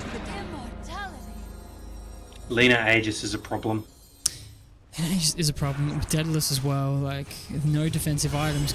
She hasn't felt like she needs them. They are going on her, but there is just still that little bit of uncoordination or lack of team coordination. What word am I trying to find here? Synergy. Yeah. The back exactly. Elder Titans, they need him. This is a good fight for the Lich, actually. The bounce is going to come through, but so does the Stampede. Clear his team from that. Lena finishes off that tower and actually finishes off... No. The crits were doing bunches. This Rubik is saving... He keeps stealing Finger and saving it. I do think a lot more probably could be done with Earth Spike. I think Earth Spike is really key for lockdown here.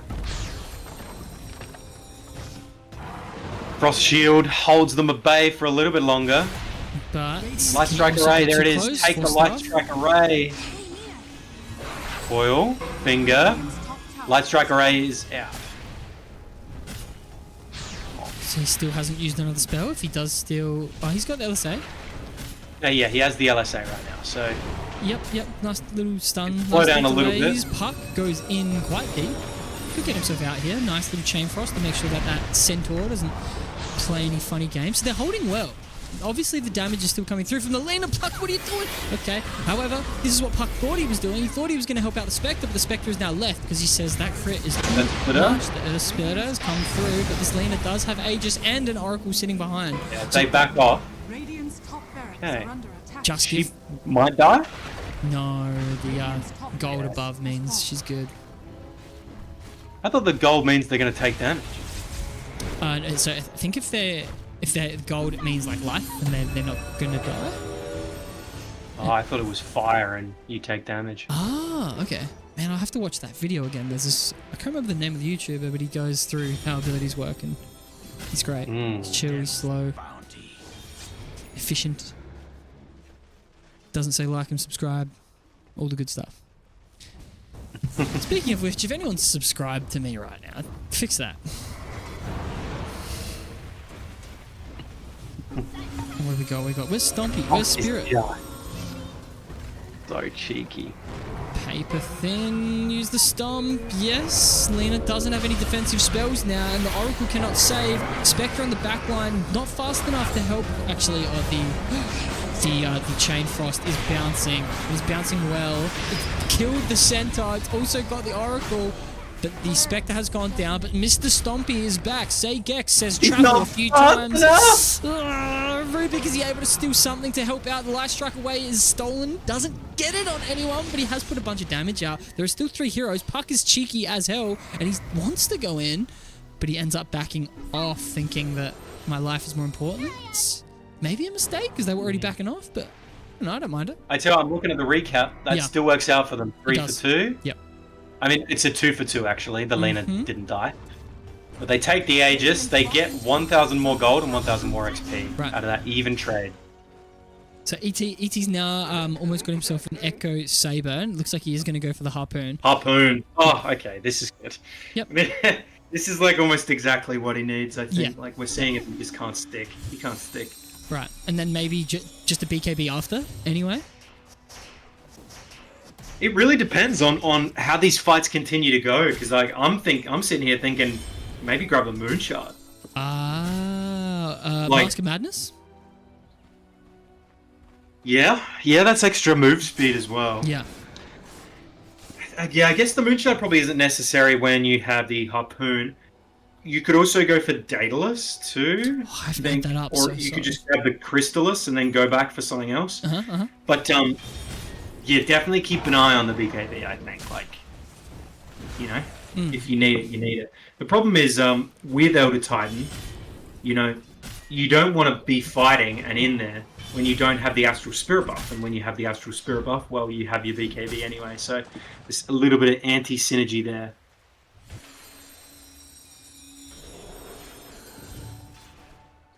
I haven't checked items in total. Lena now has a Satanic.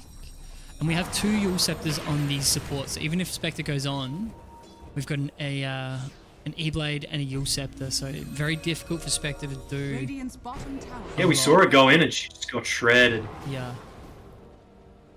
Again, maybe Strength Treads. Maybe Blade Mail. Radiance. Like you said, the Blade Mail. Blade Mail, you grab a Raindrops. Even this late Raindrops is great.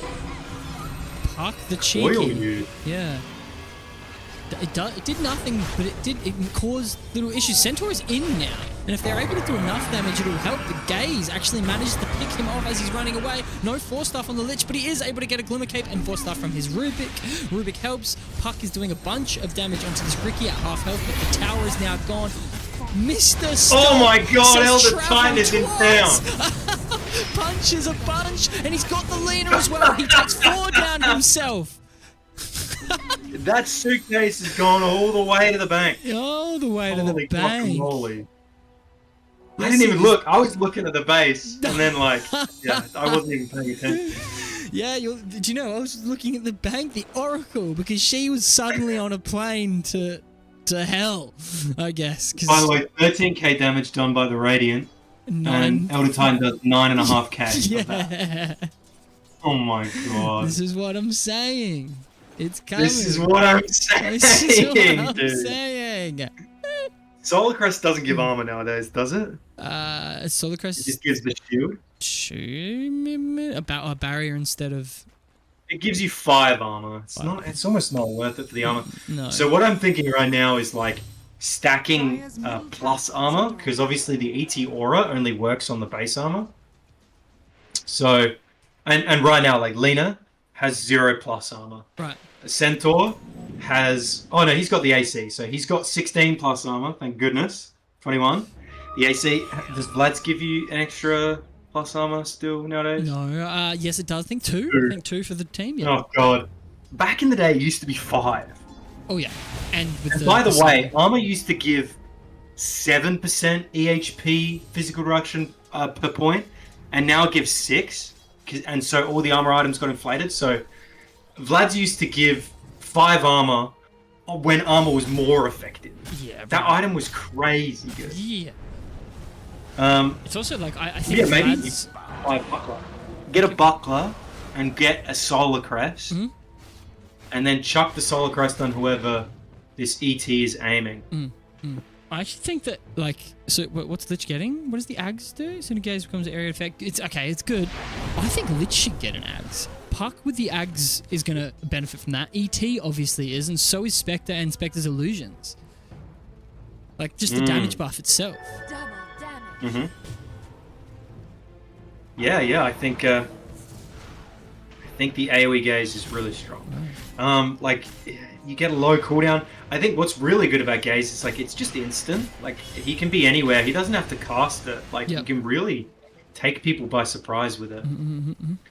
Lena is finally going back for the BKB. She's finished the pike, I think. Yeah, there's the pike coming on with Korea. So, but what's interesting is if Elder Titan is going to continue to just punch her like he did previously, it's not gonna help.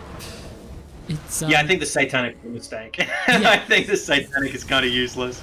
yeah. Um, I guess if it's nice she can BKB and- and then Satanic can fight, maybe better. And Pike still works. Yeah. It just doesn't push him away as well. It pushes herself away though. Still. Yeah. It's a good point with the BKB. The BKB really enables the Satanic. Yeah. Oh, she just Switched to she just butterfly? switched her quick buy to a butterfly. Butterfly. Fly. Yeah. So do you know who would love to get an MKB? Elder Titan. I don't think he should finish Daedalus. I think he should take the crit. Yeah, I and think the get Chrysalis MKB. is enough. I Yeah. think finish the harpoon. Or Harpoon, of course. I think you want to finish the harpoon because like the only Maybe you should get like a nullifier, damage to be is not an honest. issue. Or I think also if the die is spread more, like I think this Astral probably shouldn't be getting the damage that he's getting. Right.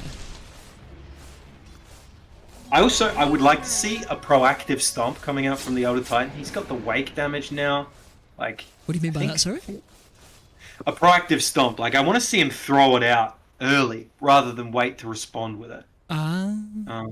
And get aggressive on it. A lot of people underestimate the blink with the shard on the ET, and like throw out the spirit and like walk it around, get a stomp out, and then like when they think you're not going to go in, like that's when you go in. Right.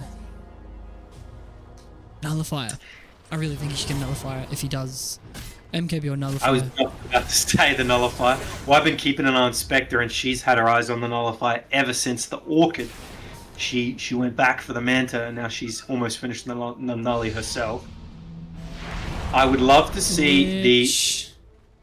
Where's the boys? Help him! Radiant's middle tower. Fuck! God. I love Puck has a 4-star now That's too, incredible. which is just so important. Cliff.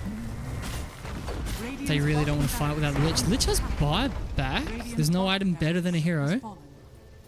Dire's bottom tower is under attack. But this is the last set of barracks. Do Oh, something. here's the coil. Nice, good coil. And the Ags He's gonna stomp in here. He sees them all. This Astral Spirit has seen them all. Dire's bang, and he's here. And he's going to kill that lion. And Yeah. Ricky is also looking like he's going to go down. No, the save has come through, but the Lena is by herself. I know that she has Aegis, so she's looking relatively safe. But no, Ricky now in the back line is going on the ET. ET is taking a bunch of damage, and he actually ends up going down. He has got buyback, but Spectre does not. And the only one they were able to kill is the lion. Yeah. So it looked better. They almost crawled back into this, but Yeah, I yeah, think yeah. the discipline coming out from Zero Expectations and Right. their farming skills. Oh no, Oh my the God. witch. The Lich has no buyback. Scaring Puck. him off. Puck, no coil. 10 seconds for coil, so maybe this is going to be Mega Creep's game. I think that's fine. But I agree. This 27k is just, you're feeling it. And I guess it was probably 20k before. Rubik's got a lot of cast range. He should really be able to spam these Light Strike arrays. Fuck! Oh, Puck goodness. is really playing with fire I here. know. Is the LSA? Come on, you got to be spamming that boss. There we go. Yep. Bang. Yep. Radiant's middle tower has fallen. And then another 3 seconds. The uptime on it is just very good. Nisa on the Oracle. Barracks are under Scarecrow hitting these buildings, and it does look like the creeps are gonna be Radiant's mega. middle barracks Give me a is horn. Yep. falling. Thank you, Trumpet. Now have victory. Horn. And Gex goes in. Can he actually kill this Lena? Yes. So Lena has lost Aegis, and in the back line, the supports are taking a bunch of damage. Is Odotan able to get out? Yes. So even though there is mega creeps, the enemy are gonna have to leave. They are gonna respect it. Is he gonna So- stop this? He's not. No? He's not. Okay. And Rubik stole the stampede there. Keeps the puck alive. Gets him out of the smoke. Puck forward stuffs himself out as well. Really nice team play. Yep. They're looking to fight. They're like the Dire aren't going anywhere. Assault Crash on the Centaur. You're talking about those armor that they need. Puck.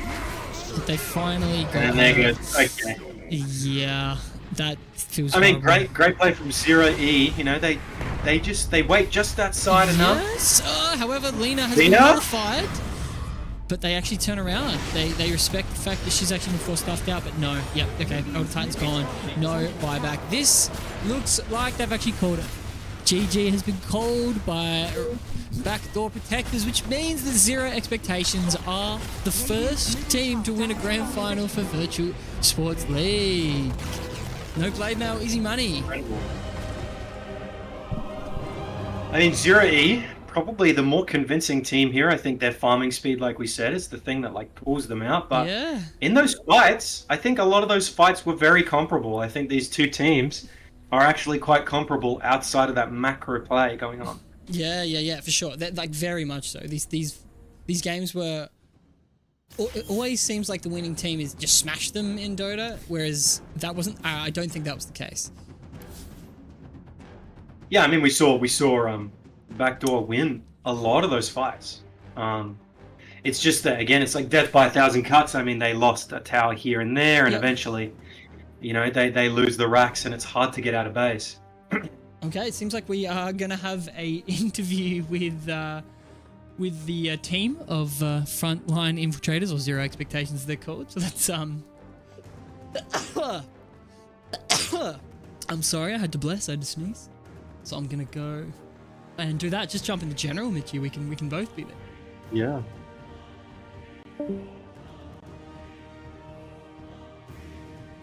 I've done it. I'm here. Congratulations, Thank you. finalists. What'd you think after game one? They got you. Were you a bit nervous? Yeah, I guess so. Dusky, welcome. Hello. Welcome, Scarecrow, welcome everyone. Salma, welcome. And Vin, welcome. Talk to me about the Ricky. I wasn't convinced by the Ricky. But then... The Ricky's fine. We wish they banned the lion. Yeah. Why? You didn't want to play Lion? No, we won because of the lion. Lion's so good. No. Lion's too good. Yeah, Lion is so good. Lion, you were that confident with Lion. Three games in a row of Lion? Yeah. Yeah, 3 games. Yeah, Lion said easy money. Easy money. Easy money. How was the team during the first game? What was the communications like? Were you nervous or were you chilling, laughing, having fun? Not sure. I think we were just kind of stressed because all our heroes were getting banned. We're just chilling. Yeah, because Lion is the beast. So Yeah, as long as we have lion, we're comfortable. Right, You know, okay, if they so- ban lion, then we don't know what to do. All right, so you had Lion, you were happy. Yeah. yeah. Okay. He said I can carry you guys. Just give me Lion. So that's why we picked it 3 times. Yeah, fair enough. Oh, I can see. He's there 3 times. All right, then. So game 2 come through. That one there was much more convincing. And personally, me and Tatman Tat said the DK compared to the OD. There was just so much damage coming out from OD. Yeah, they got outdrafted. So Right. yeah, and we have the Lion again. So yeah. Yeah. Yeah, it was the lion. So It was the lion. you're saying Not that those the secret weapons. Yeah, it was a I secret. They should've plead won the it. 5th. I plead the 5th. So Oh, you know, okay, you don't have to answer. Well, I actually have a question about game 3. What do you think of the line pick for your team? Oh, it's so That one good. there. You see the gank that he did a lot of times. So he yeah. didn't even miss a stun. So yeah, commend Lion. Yeah, Like, for all your his- viewers watching, we want them to watch 0.06 seconds at the river rune. Keep your camera on lion. Yeah. Well, he Yeah, we used the saw a stun as couple an of tips there. intimidation. No, I love the fact that you are all chatting as well. I really want to get as much all chats going as possible because it's so fun. Oh, you should have let me know earlier. Yeah, don't read the rules. I encourage it in there. Like, don't be rude, Nah, but do it a little bit. Nah, like- nah. They did Balma first, so yeah. Right, and so it was who you guys banned Magnus every time. Was that right? No, That's No, right. everyone bans Magnus against us. Yeah, Against you everyone guys, Same yeah. with Dawnbreaker and Grimstrike. Yeah, Little as straight. well. Yeah. They should ban Lion more, but yeah. Well, it just Yeah. seems like you've got a lot of things they need to ban. Rubik, Yeah. Grimstro, yeah. No, I'm so thankful you guys, especially you, Macy. You've been such a good captain, made organizing very easy. Thank you for that. And you've all been thank showing up you. every single time Yeah, without Misa, issues. Yeah, so- Misa the goat. Yeah. Yeah, Shamisa is a goat. And so I appreciate everything you guys have done. Congratulations. There's no prize or anything, but you do get to be happy that you won. You know, the prize is a feeling of winning. Mm. But other than that, I don't have anything else I want to ask. Tatman Tat, anything? No, just well played. I think your guys' macro play really pulled it through in the end. I think like a lot of those fights were even, but the farming you guys were doing and how connected you guys were in your movements, I think pulled you guys through. So well played. You deserve it. Hoping to see you next season. Yes, hoping to see you next season. GG, Thank GG. you. Thank you guys. GG. All right, I'll talk to you soon, babe. Bye. Hey. That's Dota. That's Dota 2. That's VSL. Thank you everyone that is or isn't watching. I appreciate everyone here, but that's season 4. Finally got a grand final. Players are happy. I will see you all next season. I'm gonna go ahead and go through the stats of the game a little bit slowly, if in case somebody wants to go back and watch that. But I'll mute the mics now. So good night, Tatman Tat. Good night, and we'll see you soon. See you soon. Good night, all the viewers.